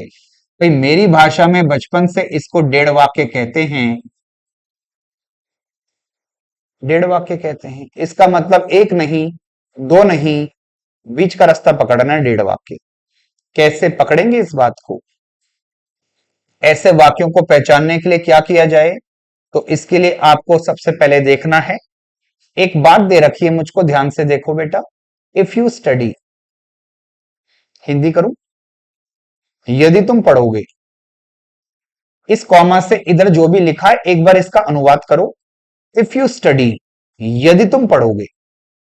क्या मैंने कोई पूरा संदेश दिया आपको अभी? यदि तुम पढ़ोगे, आगे क्या होगा मैंने कुछ नहीं बोला। तो बताओ ये जीवन का पूरापन है या अधूरापन? आप कहोगे सर ये तो जीवन का अधूरापन है, इसमें पूरापन तो नहीं है। तो मैं इसके ऊपर आधा वाक्य लिख देता हूं, यदि तुम पढ़ोगे। अरे हाँ या ना? यदि रानी आएगी, आप कहोगे बोलना क्या चाहता है? हाँ जी। यदि तुमने खाना बनाया, आगे तो बोला ही नहीं, इसका मतलब जीवन का अधूरापन है। ऐसे ही अगर मैं कहूं यदि तुम पढ़ोगे यू विल पास, ये अपने आप में पूरा संदेश दे रहा है। यदि तुम पढ़ोगे, अधूरापन, तुम पास हो जाओगे, पूरापन। जब मैं एक और डेढ़ को जोड़ता हूं, एक और आधे को जोड़ता हूं, तो गणित की संख्या प्राप्त होती है बेटा डेढ़। बोलो हाँ या ना? एक सही 1/2। इससे पता लगता है कि जो मामला है, इस वाक्य को पूरा बोलें, इस बात को अधूरा बोलें। शुरू किससे हो रहा है? आप कहेंगे सर ये जो शुरू हो रहा है ये सुबॉर्डिनेटिंग कंजंक्शन से शुरू हो रहा है। सर सुबॉर्डिनेटिंग कंजंक्शन क्या भला है? एक बार कंजंक्शन का वीडियो देख लेना, वहां पता लग जाएगा। If, when, whenever, until, unless, in case, provided, suppose, supposing, neither, इस तरह के जो वाक्य शुरू होते हैं ऐसे वाक्यों को हम बेटा कह देते हैं कौन से वाक्य? हाँ जी, सुबॉर्डिनेटिंग कंजंक्शन तैयार करता है ये जीवन का अधूरापन जो है ये किसी पूरेपन में जाकर जुड़ता है, तब इस पूरे का एक मीनिंग समझ आता है। अगर मैं ये वाक्य नहीं लगाता तो ये बात जीवन का अधूरापन ही रह जाता। इस अधूरेपन को इस पूरेपन से जोड़ा तब ये पूरे का मैसेज क्लियर हुआ। यदि तुम पढ़ोगे तो पास हो जाओगे। आधा प्लस एक बराबर डेढ़ वाक्य भाई साहब कॉम्प्लेक्स वाक्य है। जैसे ही मैंने शेर को देखा, क्या मैंने कोई संदेश दिया आपको? जैसे ही मैंने शेर को देखा, आप बोलोगे सर कुछ अधूरापन है, पूरा बोलो। इसका मतलब ये जीवन का कौन सा पन है बेटा? अधूरापन। आई रैन फ्रॉम देयर, मैं वहां से भाग गया। ये पूरा मैसेज दे रहा है मैं वहां से भाग गया। तो इस आधे को इस एक से जोड़ोगे तो मामला डेढ़ पे आके रुकेगा, और डेढ़ वाक्यों को हम मिश्रित वाक्य कॉम्प्लेक्स सेंटेंस कहते हैं। भाई सब कोशिश करूंगा कि आपके सामने एक भी चीज अनटच्ड न रह जाए। एग्जाम में जब क्वेश्चन आए तो आप उसको इत्मीनान से कर लो, कहीं पर दिक्कत नहीं आए। When the cat is away, एक कहावत बोली जाती है, और वो क्या है? जब बिल्ली दूर रहती है, द माइस प्ले, चूहे खेलते हैं। अगर ध्यान से देखें, when the cat is away, when the cat is away, यहाँ कॉमा है बेटा। when the cat is away, the mice play, when the cat is away, जब बिल्ली दूर हो। अगर इस बात को देखूं तो ये जीवन का अधूरापन है, जब बिल्ली दूर हो। और यहां पर माइस प्ले, इसका मतलब चूहे खेलें। अगर चूहे खेलते हैं इसका मतलब कुल मिला के ये एक पूरा संदेश है, लेकिन जब बिल्ली दूर हो ये अधूरा संदेश है। और जब इनको जोड़ते हैं तो बेटा यहां पर एक गणित की संख्या मिलती है डेढ़ वाक्य। इस लिहाज से हम इसको कॉम्प्लेक्स सेंटेंस कह सकते हैं। कुछ कंजंक्शन मैंने बोले थे, दोबारा सुन लो बेटा। If, when, whenever, as soon as, उसके अलावा इन केस, उसके अलावा प्रोवाइडेड, उसके अलावा शुड, उसके अलावा अनटिल, उसके अलावा अनलेस, नाइदर। ऐसे से जब बात शुरू होती है तब आप ऐसे वाक्यों को कॉम्प्लेक्स वाक्य कह देते हो। ये कंजंक्शन की सूरत देख के हम पहचान सकते हैं। जैसे फैन बॉयज देख के हम पहचान गए थे, बिल्कुल वैसे पहचानना है। और जिनको गणित आती है वो आधा और एक बराबर डेढ़ पहुंचेंगे और मिश्रित वाक्य बता देंगे। तो आजकल का ट्रेंड चल रहा है कि वाक्य देकर आपको कहा जाता है पहचानो ये वाक्य का कौन सी कैटेगरी है, वेदर ये सिंपल है, कंपाउंड है या कॉम्प्लेक्स है। सिंपल वो होता है जो एक ही आइडिया को बताता है, कंपाउंड वो है जो अलहदा करने पर दो अलग अलग विचार होते हैं जिनको फैन बॉयज से जोड़ा जाता है। और तीसरा पार्ट कौन सा है? डेढ़ वाक्य, जिसमें अधूरापन जाके पूरेपन से चिपकता है और तब पूरा मैसेज कन्वे होता है। आई होप ये बात आपको समझ आ गई होगी। काइंड्स 5 होती हैं और कैटेगरीज 3 होती हैं, बातें अभी और भी।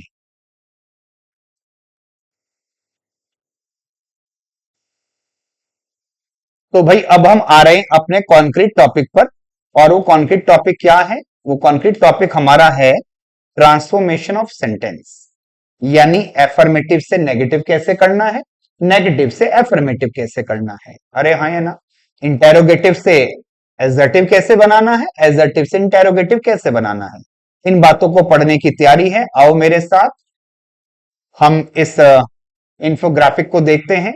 The golden rule of transformation, अगर तुम रूपांतरण करना चाह रहे हो तो एक सुनहरा नियम जान लो कि ट्रांसफॉर्मेशन जब भी होता है तो स्ट्रक्चर जो होता है उसमें ऑल्ट्रेशन हो सकता है, लेकिन उसका जो मीनिंग है उसके मीनिंग में without altering its core meaning, meaning में एक रत्ती भर भी फर्क नहीं आना चाहिए। लिखने की शैली कितनी बदल लो, एक तो टेंस नहीं बदलना चाहिए, दूसरा उसका मीनिंग रत्ती भर भी नहीं बदलना चाहिए। अगर आप सही हो तो वाक्य ट्रांसफॉर्म हुआ है, वरना नहीं हुआ है। तो इसमें बताया जाता है कि ये एक अलग चीज है, ये एक अलग चीज है, लेकिन यहां पर मीनिंग दोनों का बराबर है। जैसा ये है वैसा ये दोनों बराबर हैं, मीनिंग नहीं बदलेगा, मीनिंग अनचेंज रहेगा। चाहे उनकी शक्लें अलग हो जाएं, उनकी शक्लें बेशक अलग हो जाएं, लेकिन मीनिंग नहीं बदलेगा। क्या मेरी बात आप तक पहुंच गई? उसको देखने का तरीका बदल सकता है, लिखने की शैली बदल सकती है, लेकिन मीनिंग अनचेंज रहेगा। LHS बराबर RHS, स्केल्स को देख लो, बात समझ आ जाएगी। चलते हैं बेटा। सुना होगा अ पिक्चर पेंट्स 1000 वर्ड्स। इस तस्वीर को देखकर बातें आपके सामने क्लियर हो जाएंगी। आ जाओ, अब मैं आता हूं कॉन्क्रीट टॉपिक के ऊपर। इस टॉपिक के अंदर मुझे कहा जा रहा है, ध्यान से पढ़ना बच्चों, ये एग्जामिनेशन पॉइंट ऑफ व्यू वाले क्वेश्चन शुरू हो चुके हैं। ट्रांसफॉर्मेशन ऑफ सेंटेंसेस एफर्मेटिव से बना के दिखाइए नेगेटिव। मेरी हिसाब से प्लस का करना है माइनस, यही है हेडिंग। इस एफर्मेटिव को बच्चों पॉजिटिव भी लिख सकता था एग्जामिनर। वो कह सकता था कि पॉजिटिव वाक्यों को बदलना है, बोलो कहां पर, नेगेटिव सेंटेंस में। बात एक ही है, चाहे मैं कह दूं एफर्मेटिव टू नेगेटिव या पॉजिटिव टू नेगेटिव, बात तो एक ही है भाई। अब प्लस से माइनस पे जाने के बहुत से तरीके हैं, मैं सारे के सारे तरीकों पे चर्चा करने जा रहा हूं, ध्यान से सुनना। एक एक तरीका एग्जामिनेशन के लिए इंपॉर्टेंट है, आ जाओ मेरे साथ। राज इज एज टॉल एज माया। ध्यान से देखो बेटा, इस वाक्य में एज और एज गिवन है। इसका मतलब एक व्यक्ति जो राज है वो उतना ही लंबा बताया जाता है जितनी की माया। इसका मतलब एलएचएस को आरएचएस के बराबर बता रखा है। अब मेरी बात ध्यान से सुनो, जब भी वाक्य में एज एज दिया हो, पूरे वाक्य में यहां से लेकर यहां तक में आपको कहीं पे नो नॉट नेवर नहीं दिखेगा। अगर नो नॉट नेवर नहीं दिख रहा तो वाक्य नेगेटिव नहीं है, वाक्य सरासर पॉजिटिव वाक्य है। और जब पॉजिटिव वाक्य होता है, मुझे इसका नेगेटिव बनाना हो तो कुछ मत करो बेटा, यहां से आपको केवल डिग्री नंबर 2 पर जाना है। यानी कहीं ना कहीं वाक्य में ऐसा इस्तेमाल कर लो और जो भी वाक्य निकल के आएगा वो बिल्कुल सही होगा। करना क्या है सर, मैं आपको एक ट्रिक बताता हूं जिससे मामला थोड़ा आसान होगा। ये ट्रिक मैं आपको एक अलहदा video degrees of comparison topic में भी पढ़ा चुका हूं, उधर भी आप जाके देखेंगे तो ये वो चीज हमने पढ़ी थी। वहां पे कुछ सिस्टम अलग पढ़ाया था, 3 से 1, 3 से 2, 1 से 3, 2 से 3, पहला डिब्बा समाप्त। 1 से 2 प्लस, 1 से 2 माइनस, 2 से 1 प्लस, 2 से 1 माइनस, दूसरा डब्बा भी समाप्त। ये तारा वो तारा हर तारा देखो जिसे भी लगे प्यारा, ये होता है डिब्बा नंबर 3। ये हमने डिग्रीज में पढ़ा था बच्चों। अभी क्या करें, जिन बच्चों ने डिग्री का वो वीडियो नहीं देखा वो कुछ मत करो बेटा, वो 4 ब्लैंक बना लो। कितने ब्लैंक बना लो, 4 ब्लैंक बना लो। 1 2 3 4। माया और राज की स्थितियों को अदला बदली कर दो। माया आ जाएगी बेटा वाक्य के शुरुआत में, माया आ जाएगी वाक्य के शुरुआत में और राज चला जाएगा वाक्य के अंत में। पहला काम क्या है, क्रॉस मल्टीप्लाई। जो पहला है वो लास्ट में, जो लास्ट है वो पहला, पहला काम। अगर टेंस आपका पॉजिटिव है तो बेटा इसको नेगेटिव बना डालो, और नेगेटिव बनाने के लिए टेंस में क्या अटैच करना है, नॉट। मैंने कहा सेकंड डिग्री पे जाना है तो बेटा सेकंड डिग्री पे चले जाओ, और सेकंड डिग्री के बाद हमेशा जेब से क्या जोड़ा जाता है, देन। भाई D2 के बाद में देन का आना तो लाजमी। अब इसका और इसका मीनिंग नहीं बदलना चाहिए, आओ चेक करते हैं। राज उतना ही लंबा है जितनी की माया, यानी 2 लोग थे, एक राज और एक माया, दोनों की हाइट को इन्होंने बराबर बताया है, यानी दोनों की हाइट बिल्कुल इक्विवेलेंट बताई है प्रश्न के अंदर। अगर उत्तर में भी दोनों इक्विवेलेंट हैं तो उत्तर हमारा सही है, वरना गलत है। माया राज से अधिक लंबी नहीं है। दोबारा समझो बेटा, let me change the colour of pen. Maya Raj से अधिक लंबी नहीं है, माया राज से अधिक लंबी नहीं है। अच्छा अच्छा, इसका मतलब बराबर है, अधिक लंबी नहीं है इसका मतलब दोनों बराबर हैं। दिमाग को आदेश दे देना कि जब भी डिग्री नंबर 2 के साथ नॉट दिया जाता है तो एलएचएस आरएचएस के बराबर होता है। इस बात को पॉइंट बना के लिख लो, जब भी डिग्री नंबर 2 के साथ नेगेटिविटी दी हो तो बेटा एलएचएस आरएचएस के बराबर होता है। अरे हाँ या ना, इसका मतलब हुआ क्या कि माया जो है वो राज से अधिक इंटेलिजेंट नहीं है, अधिक लंबी नहीं है, इसका मतलब दोनों बराबर हैं। और बराबर ही तो करने थे। ये इसका उत्तर तैयार हुआ। अगला क्वेश्चन मेरे साथ समझो। Kiran is as obedient as Ram. बेटा एज गिवन है, एज गिवन है तो आपको करना क्या है, आपको कुल मिला के डिग्री नंबर 2 पे जाना है, यानी आपको येन केन प्रकारेण मोर ओबीडियंट पर पहुंचना है। कैसे करेंगे सर? आपने बताया था 4 लकीटे करने हैं सर, लकीटे कर लो। चौथा, तीसरा, दूसरा, पहला। पहला काम, राम इस जगह पे आ जाएंगे और किरण इस जगह चले जाएंगी। टेंस जो ऑलरेडी पॉजिटिव है इसको नेगेटिव करने के लिए लकीटा नंबर 2 इज नॉट, अरे बोलो हाँ या ना, इज नॉट, और यहां पे सेकंड डिग्री लगानी है देन के साथ, मोर ओबीडियंट, मोर ओबीडियंट देन। और मैंने आपको पढ़ाया था डिग्री नंबर 2 के साथ जब नॉट आता है तो एलएचएस आरएचएस के बराबर होता है, यानी दोनों की जो आज्ञाकारिता का जो तत्व है वो एलएचएस का आरएचएस के बराबर हो गया, और यही हमारा प्रोस्पेक्टिव आंसर था। ये हमारा डिजायर्ड आंसर आपको मिल चुका है। तो प्लस से माइनस बनाने का जो सिस्टम आएगा प्रश्नों का, वो एजेस वाले वाक्यों को पकड़ा जाएगा, आपको 4 लकीटे करके वाक्य नेगेटिव बनाना है। इत्मीनान से देख लो, ये तरीका नंबर 1 है। इस तरीके को हमने ए नाम दिया, ए तरीका। कैसे पकड़ेंगे? जिसमें एजेस वाला आ रहा है प्रश्न और आपको इसको नेगेटिव करना है, 4 लकीटे करने हैं। पहले में क्रॉस, दूसरे लकीटे में नॉट जोड़ना है, सेकंड डिग्री, और देन काम सेट हुआ। सेकंड डिग्री के साथ नॉट आया तो एलएचएस आरएचएस बराबर पाया। इस तरीके से हमारा ये मामला सेट हुआ। आगे चलता हूं बच्चों।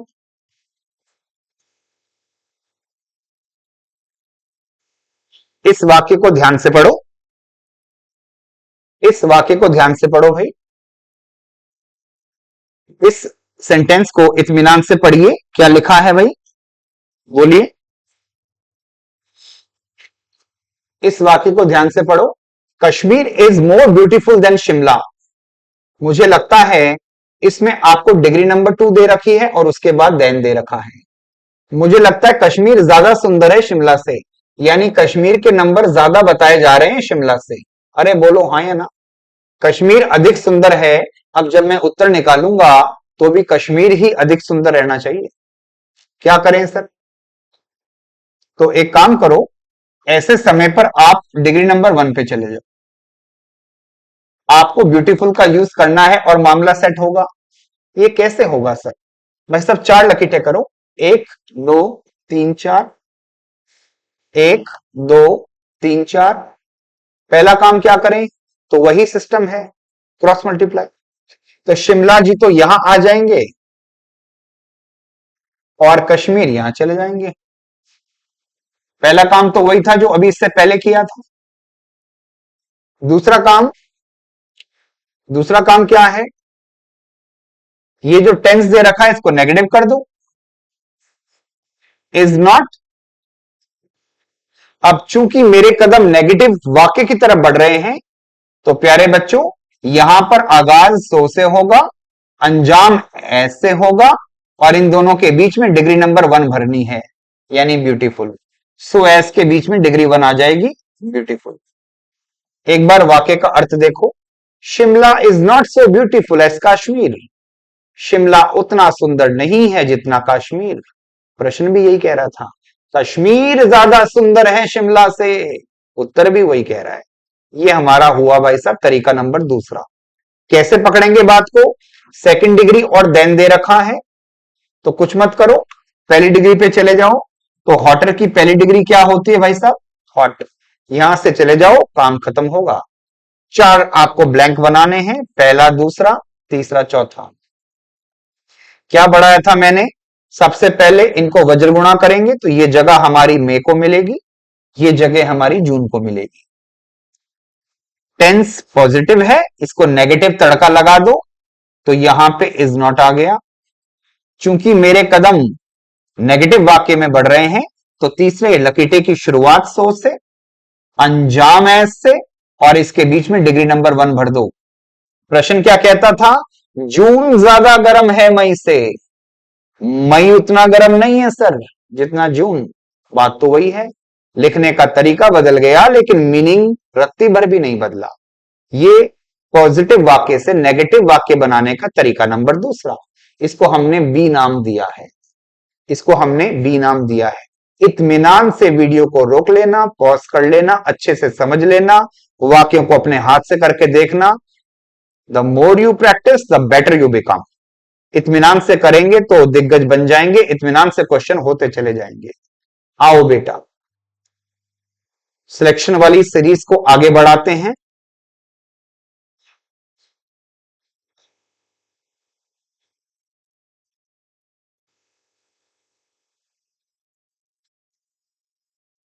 इस वीडियो के साथ में शॉर्ट नोट्स तैयार किए गए हैं। वो नोट्स आपके लिए बहुत फायदेमंद होने जा रहे हैं। मैं उन शॉर्ट नोट्स को इसके डिस्क्रिप्शन के लिंक में अटैच करूंगा, आप उनको जरूर पढ़िएगा तो चीजें एक बार दोबारा से रिवाइव हो जाएंगी और पढ़ के मजा आ जाएगा। आओ आगे चलते हैं। बात वही चल रही है, सकारात्मक वाक्य से नकारात्मक बनाने की विधि नंबर तीसरी। प्रश्न पढ़ता हूं। The Vande Bharat express is the fastest train of India. भाई सब डिग्री का ही क्वेश्चन है दोबारा। ये फास्टेस्ट यानी डिग्री थर्ड दे रखी है। एक काम करो, डिग्री नंबर 1 पे आ जाओ। Karan is the most intelligent boy of our group. एक काम करो, डिग्री नंबर 1 पे चले आओ।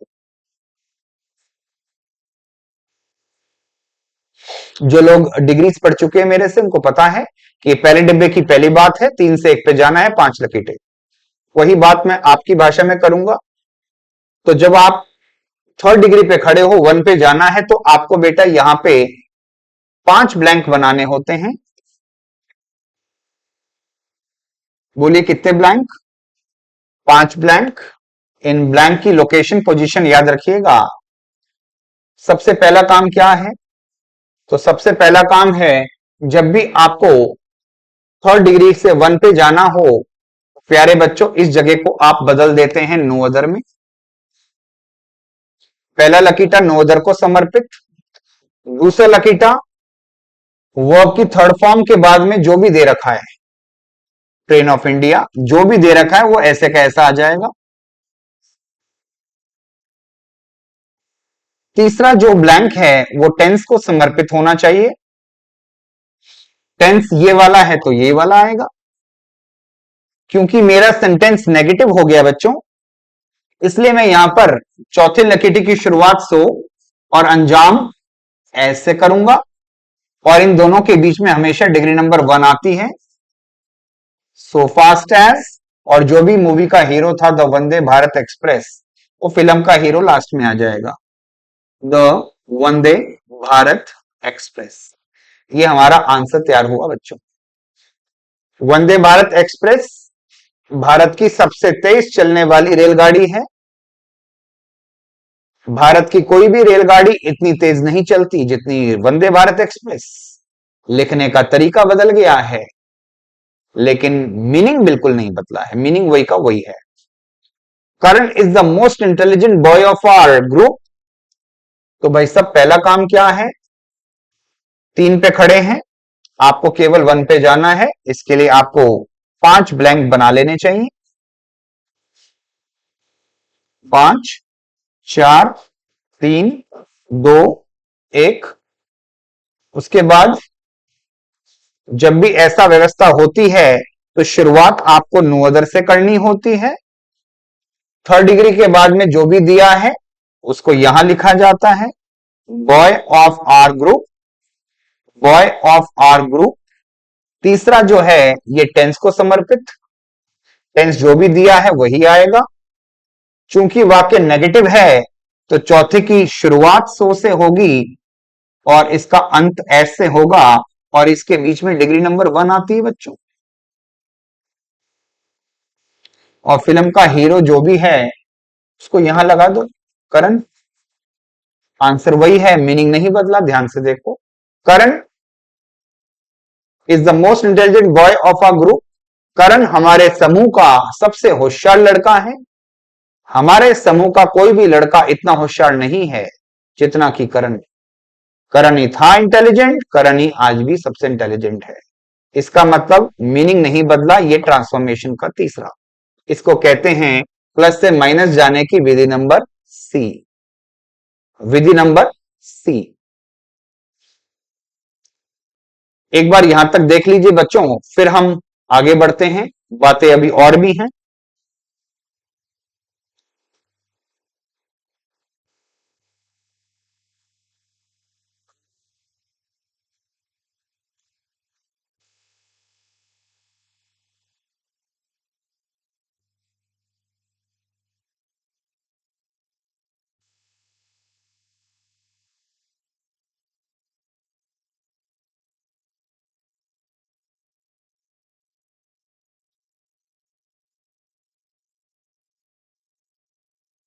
आ जाइए, चलते हैं इससे आगे।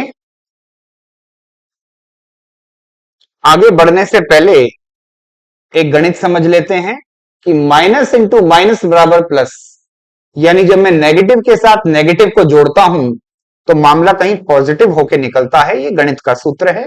आओ इस सूत्र को इंग्लिश में लगाने की कोशिश करते हैं। Minus into minus is equal into plus, ये आपने सुना था, अरे हाँ या ना? अगर मैं ध्यान से देखूं तो यहां पर क्या करना है वो मैं आपको बताता हूं। माइनस और माइनस को प्लस बनाना है। कैसे होगा ये काम? आओ मेरे साथ। ये भी प्रश्न एग्जाम में बहुत बार देखे जाते हैं। करना क्या है देखो बच्चों, ही is an active boy. He is an active boy. तो ध्यान से देखो, अगर ये वाक्य प्लस है तो मुझे इसका नेगेटिव बनाना है। तो क्या करूंगा, ध्यान से देखो बेटा, ही इज, नेगेटिव बनाने के लिए जेब से क्या अटैच किया रे? नॉट। He is not. ये कहता है एक्टिव बॉय, एक्टिव का उल्टा याद करो। व्हाट इज द उल्टा ऑफ एक्टिव? आप कहेंगे सर उल्टा ऑफ एक्टिव इज डल। और बॉय, बॉय इधर एन लग रहा है क्योंकि ये वाउल है, ये बाउल नहीं है, इसलिए यहां पर एन की जगह पे अ लगा देंगे। He is an active boy, he is not a dull boy. वह एक वह एक चुस्त लड़का है, वह एक सुस्त लड़का नहीं है। डल की जगह आप चाहे तो लेजी वर्ड यूज में ले सकते थे, दोनों ठीक है। तो जो लेजी नहीं होता, जो व्यक्ति सुस्त नहीं होता, वही तो चुस्त होता है। तो आप ध्यान से देखो, तो नेगेटिव और नेगेटिव मिला तो मामला पॉजिटिव। तो जो मैं कह रहा था माइनस और माइनस प्लस बनता है वो ये रहा, ये माइनस और ये भी माइनस मैसेज, माइनस और माइनस मैसेज बराबर प्लस का मैसेज। इधर देखो नेक्स्ट, शी इज टॉल, इसका उल्टा बताओ। आप कहेंगे सर टॉल का उल्टा होता है शॉर्ट। तो वाक्य बनेगा शी इज, नेगेटिव करो, शी इज नॉट शॉर्ट, वो कम हाइट की नहीं है। जब कोई कम हाइट का नहीं होता ना तो वो लंबाई होता है। तो she is not short is equal to she is tall. He is happy today, happy का उल्टा क्या होता है? आप कहेंगे सर हैप्पी का उल्टा तो सैड होता है। तो वाक्य क्या बनेगा? ही इज नॉट सैड टुडे, वह आज दुखी नहीं है। दुखी नहीं है इसका मतलब खुश है। बात तो वही है, लिखने का तरीका बदल दिया, माइनस माइनस प्लस कर दिया, लेकिन मीनिंग नहीं बदल रहा। आई लव हर, मैं उससे मोहब्बत करता हूं। I do not, I do not hate her, मैं उससे नफरत नहीं करता, क्योंकि लव का उल्टा हेट होता है। I love her, I do not hate her, मैं उससे नफरत नहीं करता, इसका मतलब मैं उससे मोहब्बत करता हूं। आई लव हर। इधर आ जाओ बेटा, द प्रिंसेस वॉज अगली, अगली का उल्टा क्या होता है? तो आप कहेंगे सर अगली का उल्टा होता है beautiful, pretty. The princess was, negative करें तो नॉट ब्यूटीफुल, इसका मतलब सुंदर नहीं थी। तो सुंदर नहीं थी इसका मतलब अगली थी। मीनिंग तो नहीं बदला, लिखने का तरीका बदला है, क्योंकि माइनस इंटू माइनस बराबर प्लस। माइनस, अरे हाँ या ना? वॉज नॉट ब्यूटीफुल इसका मतलब अगली। कुल मिला के मामला जो है इस तरह से आएगा। रानी इज ऑलवेज केयरफुल, ऑलवेज का उल्टा क्या होता है? आप कहेंगे सर नेवर। और केयरफुल का उल्टा केयरलेस। ये लो, तो रानी इज, जहां हम नॉट लगाते थे वहां नेवर लगाएंगे, क्योंकि ऑलवेज का उल्टा नेवर होता है। वो हमेशा केयरफुल रहती है, वो कभी भी केयरलेस नहीं होती। जो कभी भी केयरलेस नहीं होता वो हमेशा केयरफुल ही होता है। तो यहां पे नॉट की जगह नेवर क्यों लगाया? क्योंकि ऑलवेज का उल्टा नेवर बनता है, नॉट नहीं बनता। I was doubtful about it. Doubtful का मतलब होता है बेटा संदेह से भरा। इसका उल्टा कर देते हैं, आई वॉज नॉट श्योर। जो श्योर नहीं होता वही तो डाउटफुल होता है। I was not sure about it, इसका मतलब उल्टे मीनिंग को किससे जोड़ना है? नॉट के साथ। जल्दी बताओ, नॉट आएगा कि नेवर? अरे जब ऑलवेज नहीं आया तो नॉट आ जाएगा, ऑलवेज आता तो नेवर आता। बीरबल वॉज वाइज, बीरबल बुद्धिमान था। बीरबल वॉज नॉट फुलिश, वह मूर्ख व्यक्ति नहीं था, वह मूर्ख नहीं था। जो मूर्ख नहीं होता वही तो वाइज होता है ना? इजी। उसको एक बार अच्छे से समझो, इसको अच्छे से समझो और अपने नोटबुक्स में इसको उतार लीजिए बच्चों। ये हमारा डबल नेगेटिव वाला एस्पेक्ट है, इसको कहते हैं डी तरीका, प्लस से माइनस बनाने का। केवल इसका ऑपोजिट वर्ड ढूंढ लो और नॉट के साथ अटैच कर दो, बस इतनी सी बात। उतारिए भाई साहब इसको।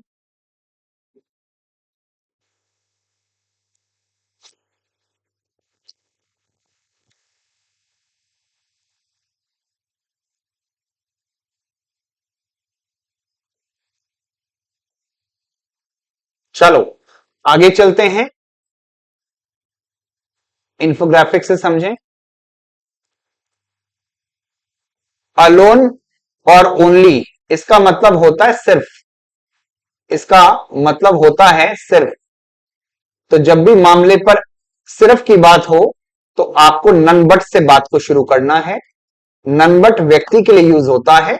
अगर वस्तु के लिए होता, अगर यहां पे थिंग के लिए होता तो मैं नन बट की जगह पर नथिंग बट यूज में लेता। तब मैं वस्तु के लिए नथिंग बट यूज में लेता, तो तब मैं ऐसा लिख देता कि ओनली अलोन। नथिंग बट तब आता अगर ये व्यक्ति का नहीं वस्तु का इशारा होता। तो ध्यान से देखो बच्चों, only geniuses can solve this complex puzzle. सिर्फ विलक्षण बुद्धि वाले ही इस पेचीदी समस्या को हल कर सकते हैं, और कोई नहीं। इस ओनली को देख रहे हैं, the king alone can grant pardon. सिर्फ राजा ही माफ कर सकता है। इसका मतलब ओनली और अलोन इस तरीके से आएगा, ये शुरू में आएगा और ये सब्जेक्ट के बाद आएगा। करना क्या है, क्योंकि मामला व्यक्ति और व्यक्ति का है इसलिए नन बट आएगा। None but geniuses can solve this complex puzzle, none but the king can grant a pardon. ऐसे समय पर इन दोनों शब्दों की वजह से शुरुआत नन बट से करेंगे और बाकी रामायण आपके सामने है। आ जाओ बेटा, प्रत्यक्ष प्रश्नों की तरफ चलते हैं जो हमारी अगली प्रजाति को तैयार करेगा। इसको कहते हैं ई प्रजाति। अगर मैं ई प्रजाति की बात करता हूं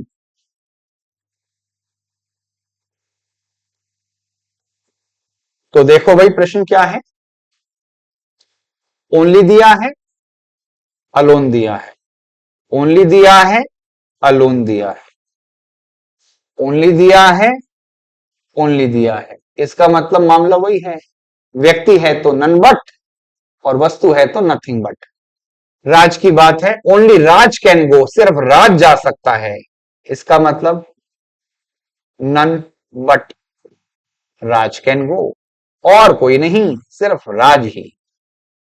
आई alone can fly kites, none but, none but I can fly kites, I can fly kites. Only Kalam could do it, केवल कलाम ही कर सकते थे। None but Kalam could do it. He alone can solve this, सिर्फ वही हल कर सकता है। None but he can solve this. जो भी टेंस गिवन है सेम टेंस को मैनेज करना है। None but he can solve this. इन प्रश्नों को ध्यान से देखो, एग्जामिनेशन में आ भी चुके हैं और थोड़े इंपॉर्टेंट हैं। इसके लिए एक लॉजिक याद रखो कि नन बट से जब कोई वाक्य शुरू होता है तो जो वर्ब आती है बच्चों वो एक सिंगुलर वर्ब आती है। ये रूल हमने सब्जेक्ट वर्ब एग्रीमेंट में पढ़ा था। क्योंकि इन वाक्यों में आपको मॉडल मॉडल मॉडल और मॉडल दिया था तो वर्ब हमेशा पहली फॉर्म आती है, तो ये बात पता नहीं लगी। लेकिन इन वाक्यों में आपको मॉडल नहीं दिया। अब आपका लॉजिक काम होना चाहिए बच्चों। नन बट के साथ वर्ब कैसी आएगी? Singular. Only the brave win the fair lady. सिर्फ वीर लोग जीतते हैं सुंदर युवती को।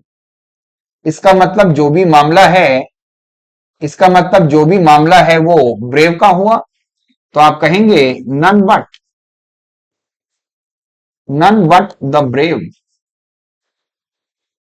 नन बट द ब्रेव, इसका मतलब यहां पर जो अब वर्ब आएगी प्यारे बच्चों वो सिंगुलर दिशा में जाएगी। क्योंकि मैंने बताया था नन बट के साथ आने वाली जो वर्ब है वो नेगेटिव हो जाएगी। इसका लॉजिक मैंने समझाया था कि बट यहाँ पे प्रेपोजिशन है जिसकी वजह से बच्चों ये ऑब्जेक्टिव केस बनता है और ये सब्जेक्टिव केस है।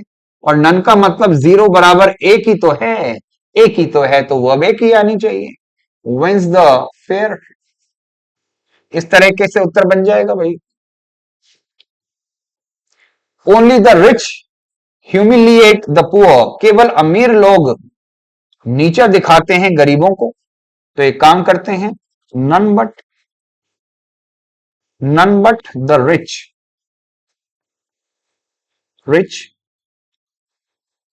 नन बट आ गया तो यहां पे जो वर्ब आएगी दैट शुड बी सिंगुलर।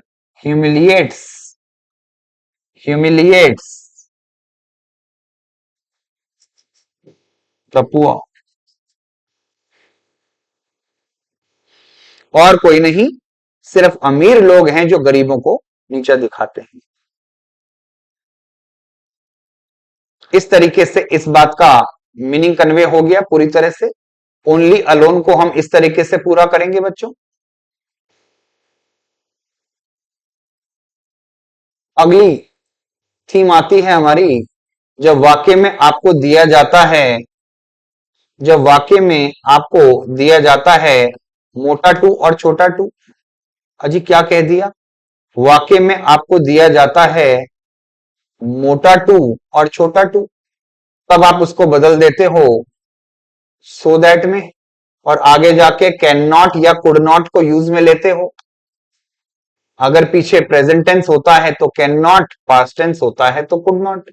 ये एक सीरीज का प्रश्न आएगा जो हमारे एफर्मेटिव वाक्यों को नेगेटिव बनाने का अगला तरीका तैयार करेगा। इसको हम बा मोहब्बत क्या बोलेंगे? मोटा टू छोटा टू, खाया पिया टू, पतला दुबला टू। तो मोटा टू छोटा टू, इनको हम इस नाम से पढ़ते आ रहे हैं। करना क्या है, आओ मेरे साथ क्वेश्चंस को आप देख लीजिएगा।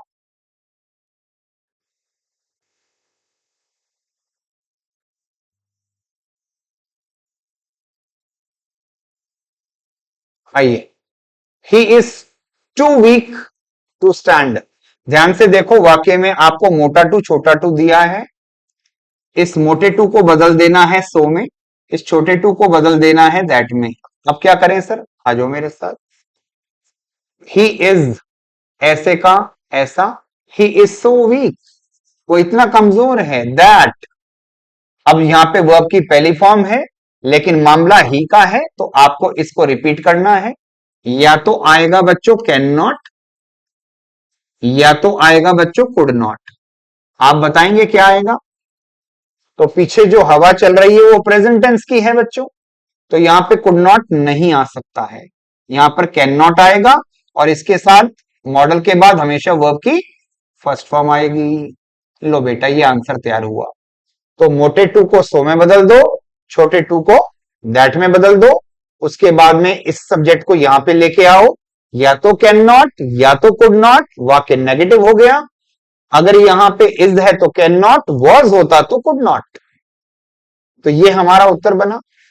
कपिल इज मोटा too poor to repay debts. भाई सब मजा आ जाता है जब मोटा टू छोटा टू आ जाता है। करेंगे क्या, मोटे टू को बदल दिया जाता है सो में और छोटे टू को बदल दिया जाता है दैट में। तो यहां आ जाएगा कैप्स।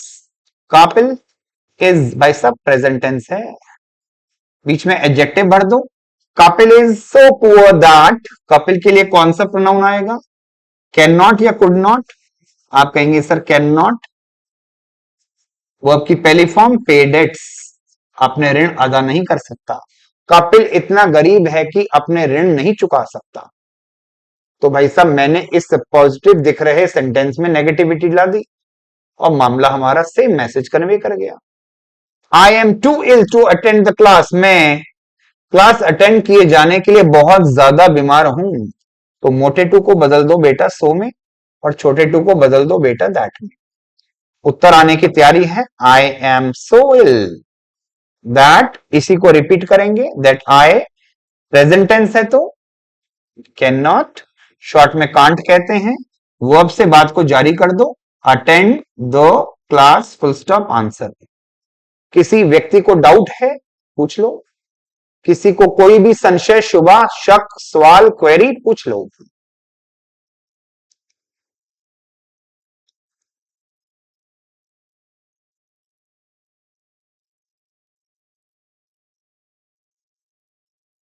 कोई भी आपकी क्वेरी आती है, ये नंबर याद रखो बच्चों, 9829 150 450, इस पे व्हाट्सएप कर दीजिएगा।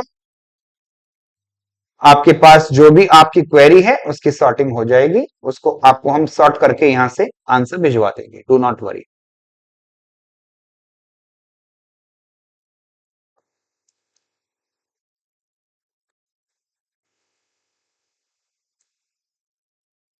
कई बार ऐसा होता है आपके पास कोई चीज होती है, जब आपके पास में कोई चीज होती है तो आप कहते हो मेरे पास ये है, मेरे पास ये है, उसके पास वो है, उसके पास वो चीज थी।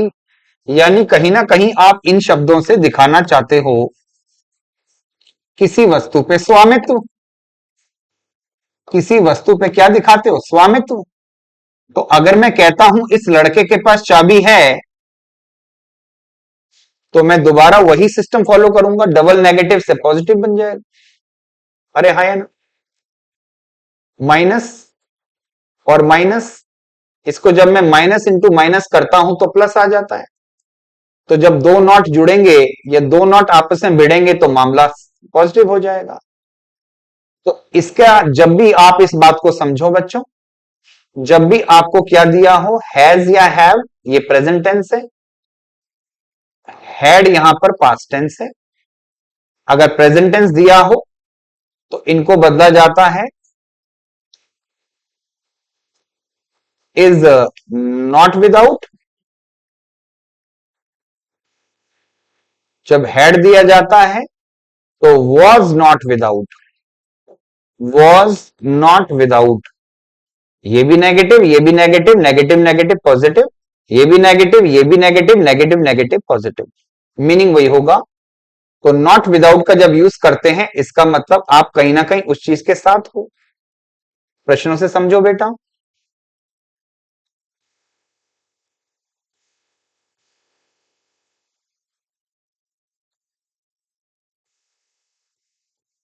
ही हैज, मैंने क्या पढ़ाया था, ही is not without, he is not without a book. वो कह रहा है उसके पास, ही हैज अ बुक, उसके पास किताब है।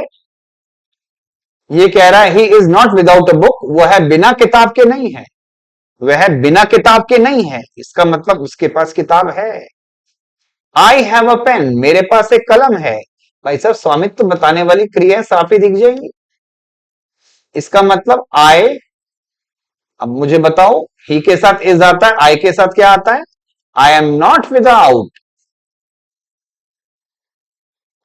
I am not without a pen, मैं बिना कलम के नहीं हूं। इसका मतलब मेरे पास कलम है।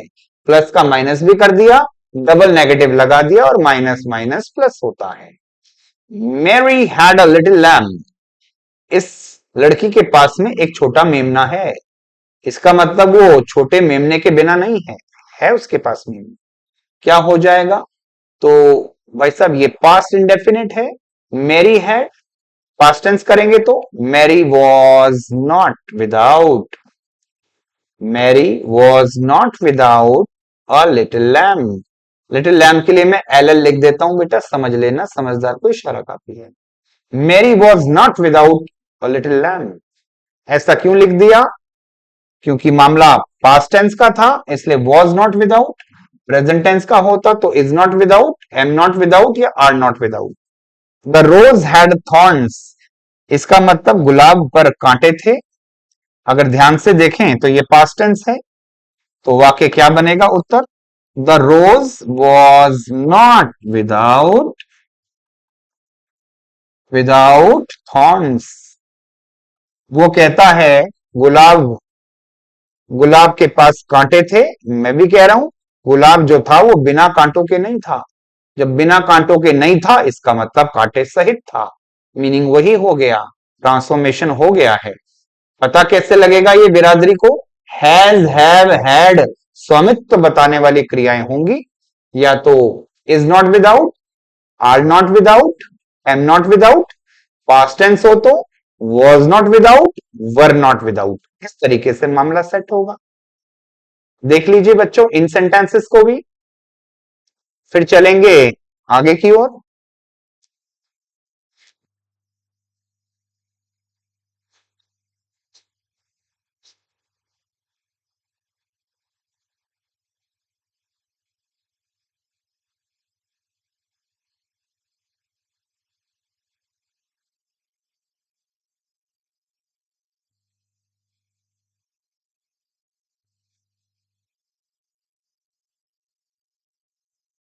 चलिए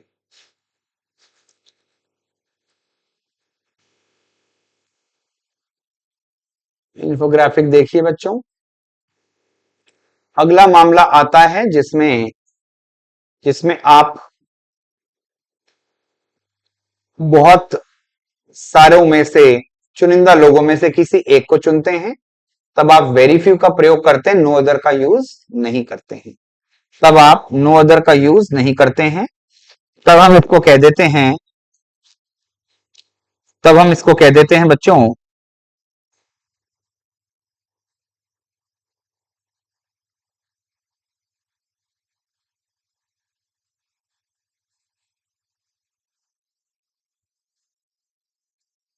तो ये वो वाक्य है जिसमें आपको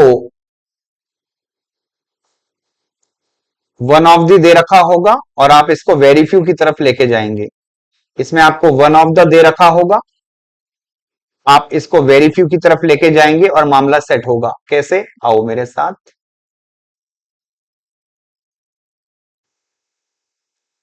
तो अगर ध्यान से देखें तो आपको स्वतः ही वाक्य में दिख जाएगा।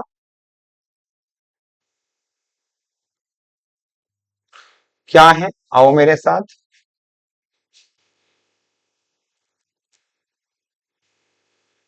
ही इज वन, ये वन ऑफ दे रखा है। वैसा एक काम करते हैं, 5 लकीटें कर लेते हैं। वन ऑफ दे रखा है तो यहां वेरी फ्यू लगा दो। वेरी फ्यू के बाद में थर्ड डिग्री के बाद में जो भी लिखा है वो पूरा लिख दो बच्चों। बॉयज ऑफ माई क्लास, पहले में वेरी फ्यू, दूसरे बॉयज ऑफ माई क्लास, तीसरे में टेंस आएगा, लेकिन टेंस में आपको हमेशा मामला जो है वो एक वचन से बहुवचन की ओर लेके जाना है। मैं वन और टू ना लिखता हूं, यहां पर लिख देता हूं कि इसमें आपको जो भी क्रिया है उसको बहुवचन की शरण में ले जाना है। तो मैं यहां पे लिख देता हूं बहुवचनम शरणम गच्छामि, बहुवचनम शरणम गच्छामि। ये तब यूज करेंगे जब मामला वेरी फ्यू से स्टार्ट होगा। तो very few boys of my class, tense अगर यहां इज आ रहा है तो यहां आर लगाएंगे, क्योंकि वाक्य फ्यू की वजह से नेगेटिव हो चुका है बच्चों। तो यहां पर सो और एज के बीच में डिग्री नंबर 1 भरनी है। टॉलेस्ट की पहली डिग्री होती है टॉल, और फिल्म का हीरो कौन है? He is the correct answer. Very few boys of my class are so tall as he is the correct answer. Vikramaditya was one of the wisest kings of India. 5 लकीटें बना लो बेटा. 1 2 3 4 5. क्या करना है सर? स्टार्टिंग वेरी फ्यू से होगी, उसके बाद थर्ड डिग्री के बाद में जो भी दे रखा है, सॉरी, थर्ड डिग्री के बाद में जो भी दे रखा है, किंग्स ऑफ इंडिया, ये रही जगह भाई, किंग्स ऑफ इंडिया. टेंस की बारी आती है, बहुवचनम शरणम गच्छामि. वॉस की जगह आप भरेंगे वर, क्योंकि वाक्य नेगेटिव हो गया है. नेगेटिव वाक्यों में सो एज लगता है, तो ये सो और एस के बीच में डिग्री 1 भरनी है. वाइज और फिल्म का हीरो विक्रमादित्य यहां आ जाएंगे. विक्रमादित्य, ये हमारा इसका जवाब तैयार हो गया है. Very few boys of my class, जो भी टेंस होगा इसके लिए बहुवचनम शरणम गच्छामि तालिका लगानी है. Make it a point. Are हो जाएगा, वॉज है तो वर हो जाएगा. नेगेटिव वाक्यों में सो एस के बीच में डिग्री 1 और फिल्म का हीरो लास्ट में. ये हमारा मसला नंबर एच, यानी प्लस से माइनस बनाना, एफर्मेटिव से नेगेटिव या पॉजिटिव से नेगेटिव बनाने का 8वां तरीका है. ये 8वें तरह का प्रश्न है. नेक्स्ट,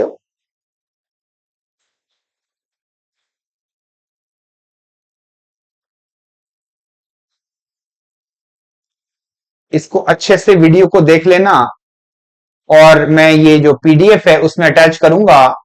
आप उस पीडीएफ को पढ़ने के बाद में अपने हाथों से भरने की कोशिश करना. जितनी बार इसको करेंगे उतनी बार आपको चीजें आपके हाथ से निकलेंगी, माइंड में चीजें छप जाएंगी और एग्जामिनेशन में एक ही बार में हो जाएंगी. चलो भाई, अगला क्वेश्चन क्या है मुझे पढ़ के बताएंगे भाई. ही डिस्टर्ब द क्लास, उसने ये काम कर दिया. उसने बिरला मंदिर का भ्रमण कर लिया. राम अपनी आंटी से मिला जब वह लंदन गया था. सोनू सूद गरीबों की मदद करता है. आओ मदद करवा देते हैं भाई.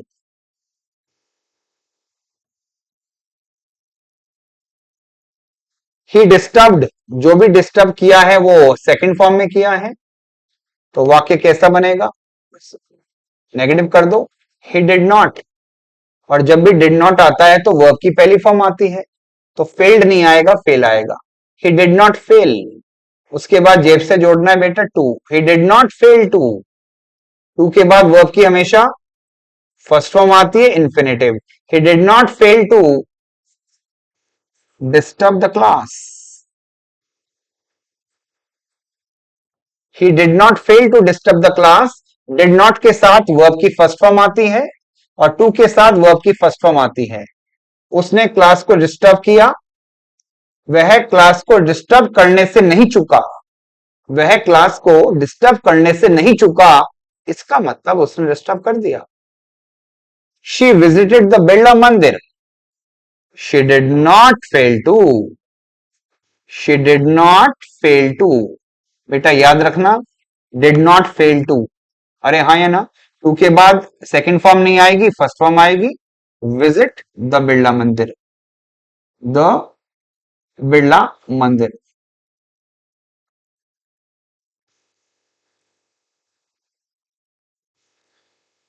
उसने बिरला मंदिर का भ्रमण किया, वह बिरला मंदिर के भ्रमण करने से नहीं चूकी.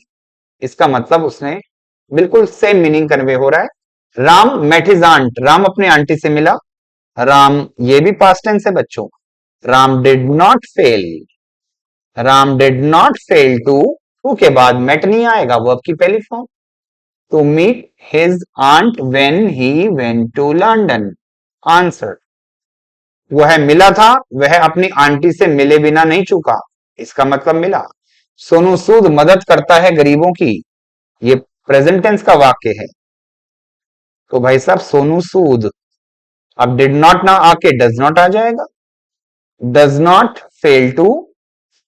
डज नॉट फेल टू के बाद वर्ब की पहली फॉर्म, हेल्प द पुअर. वह गरीबों की मदद करने से नहीं चूका, इसका मतलब उसने गरीबों की मदद करी. इसका मतलब सेम मैसेज कन्वे करता है ये। प्लस से माइनस पे जाने वाला सिस्टम नंबर कौन सा है? आई। अरे हाँ या ना? आओ प्लस से माइनस की आज दास्तां पूरी तरह से पूरी कर ही देते हैं। ना रहेगा बांस ना बजेगी बांसुरी।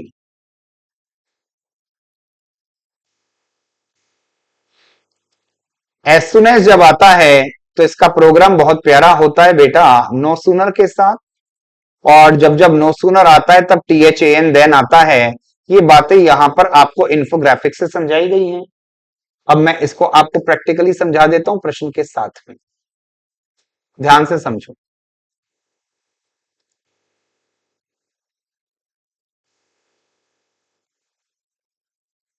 देखो भाई, एज सुन एज एक कंजंक्शन होता है।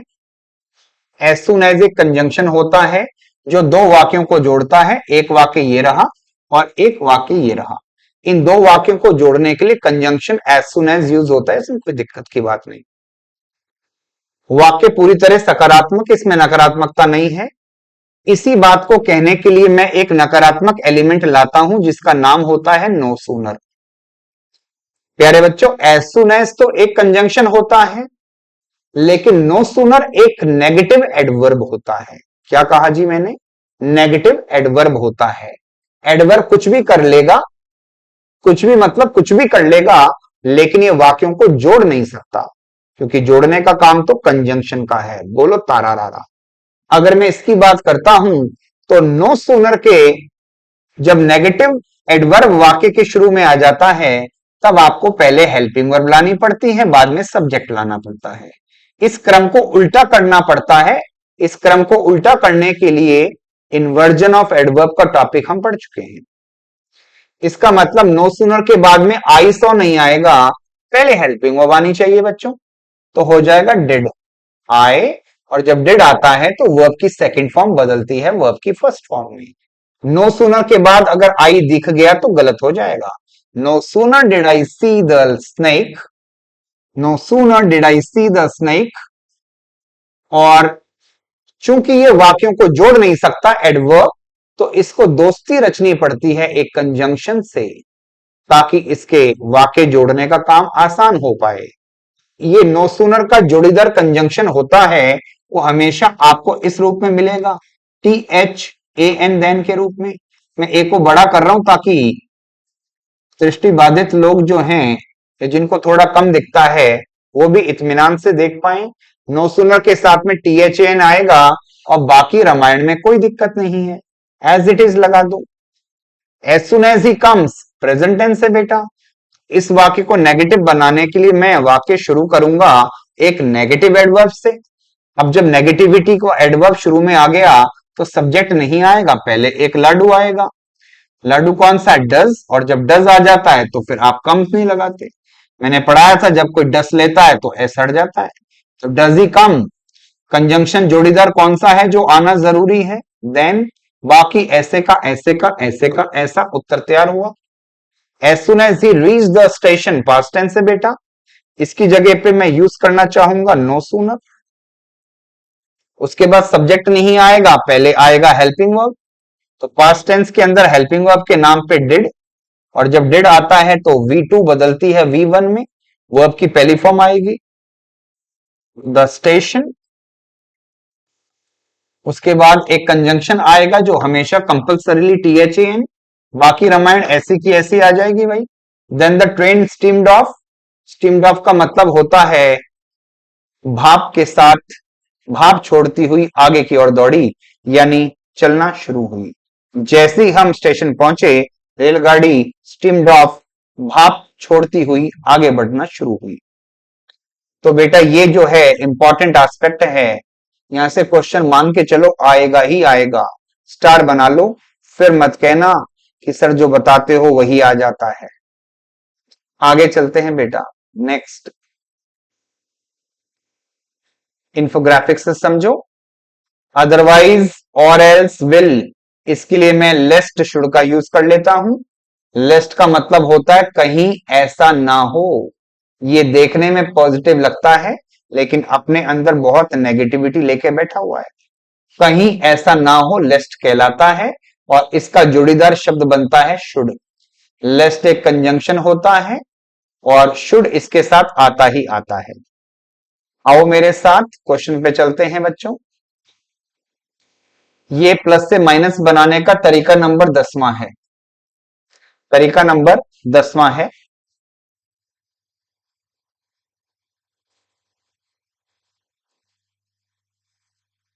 अगर ध्यान से देखें, अगर ध्यान से देखें, इस कंसेप्ट को समझ जाओ। बस ये कुल मिला के 10 तरीके हैं जिससे मामला प्लस से माइनस की ओर जाएगा।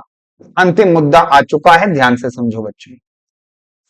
और एल्स दिया हो, अदरवाइज दिया हो, तो माइनस बनाने के लिए आप लेस्ट लगाते हैं, जिसका मतलब होता है कहीं ऐसा ना हो।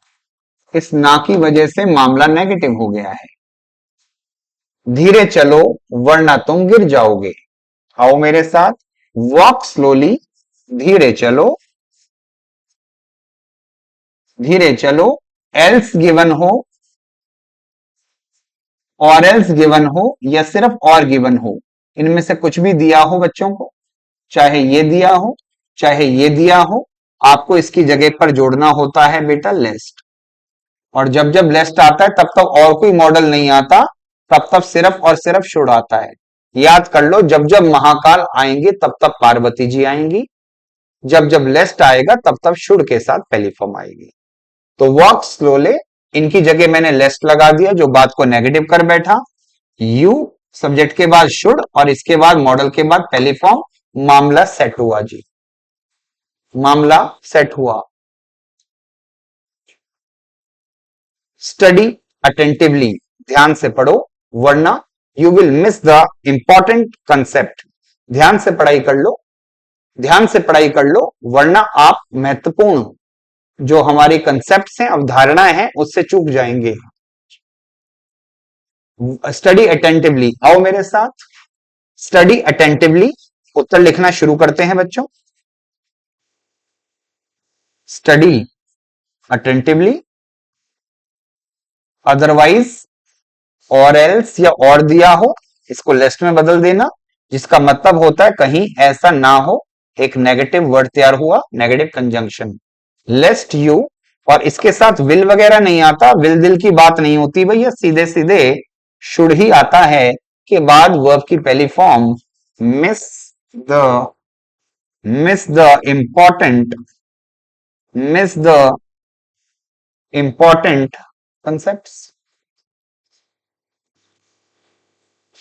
Miss the important concepts.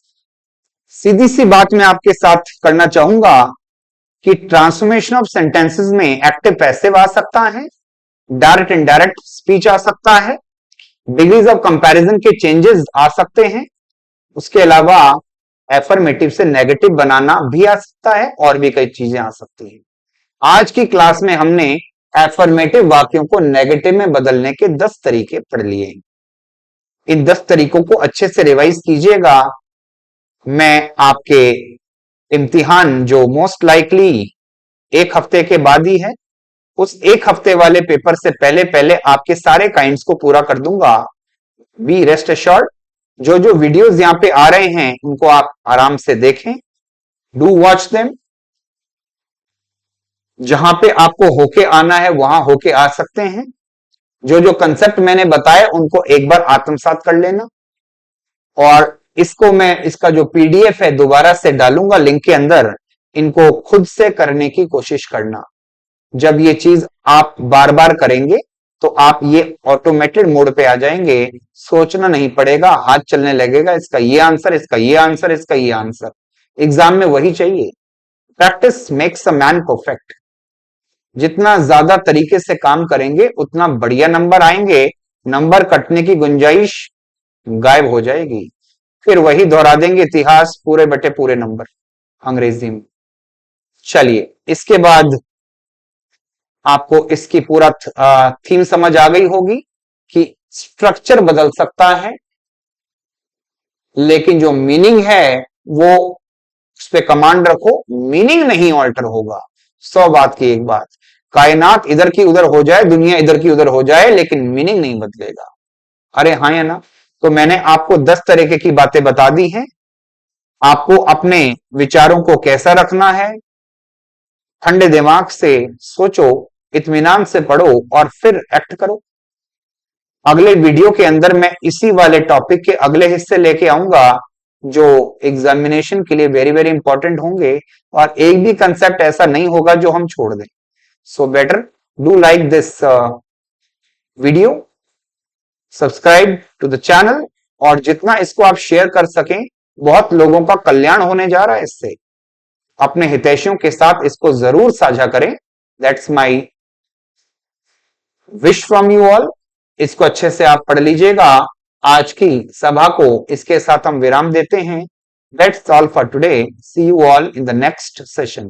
Thank you guys.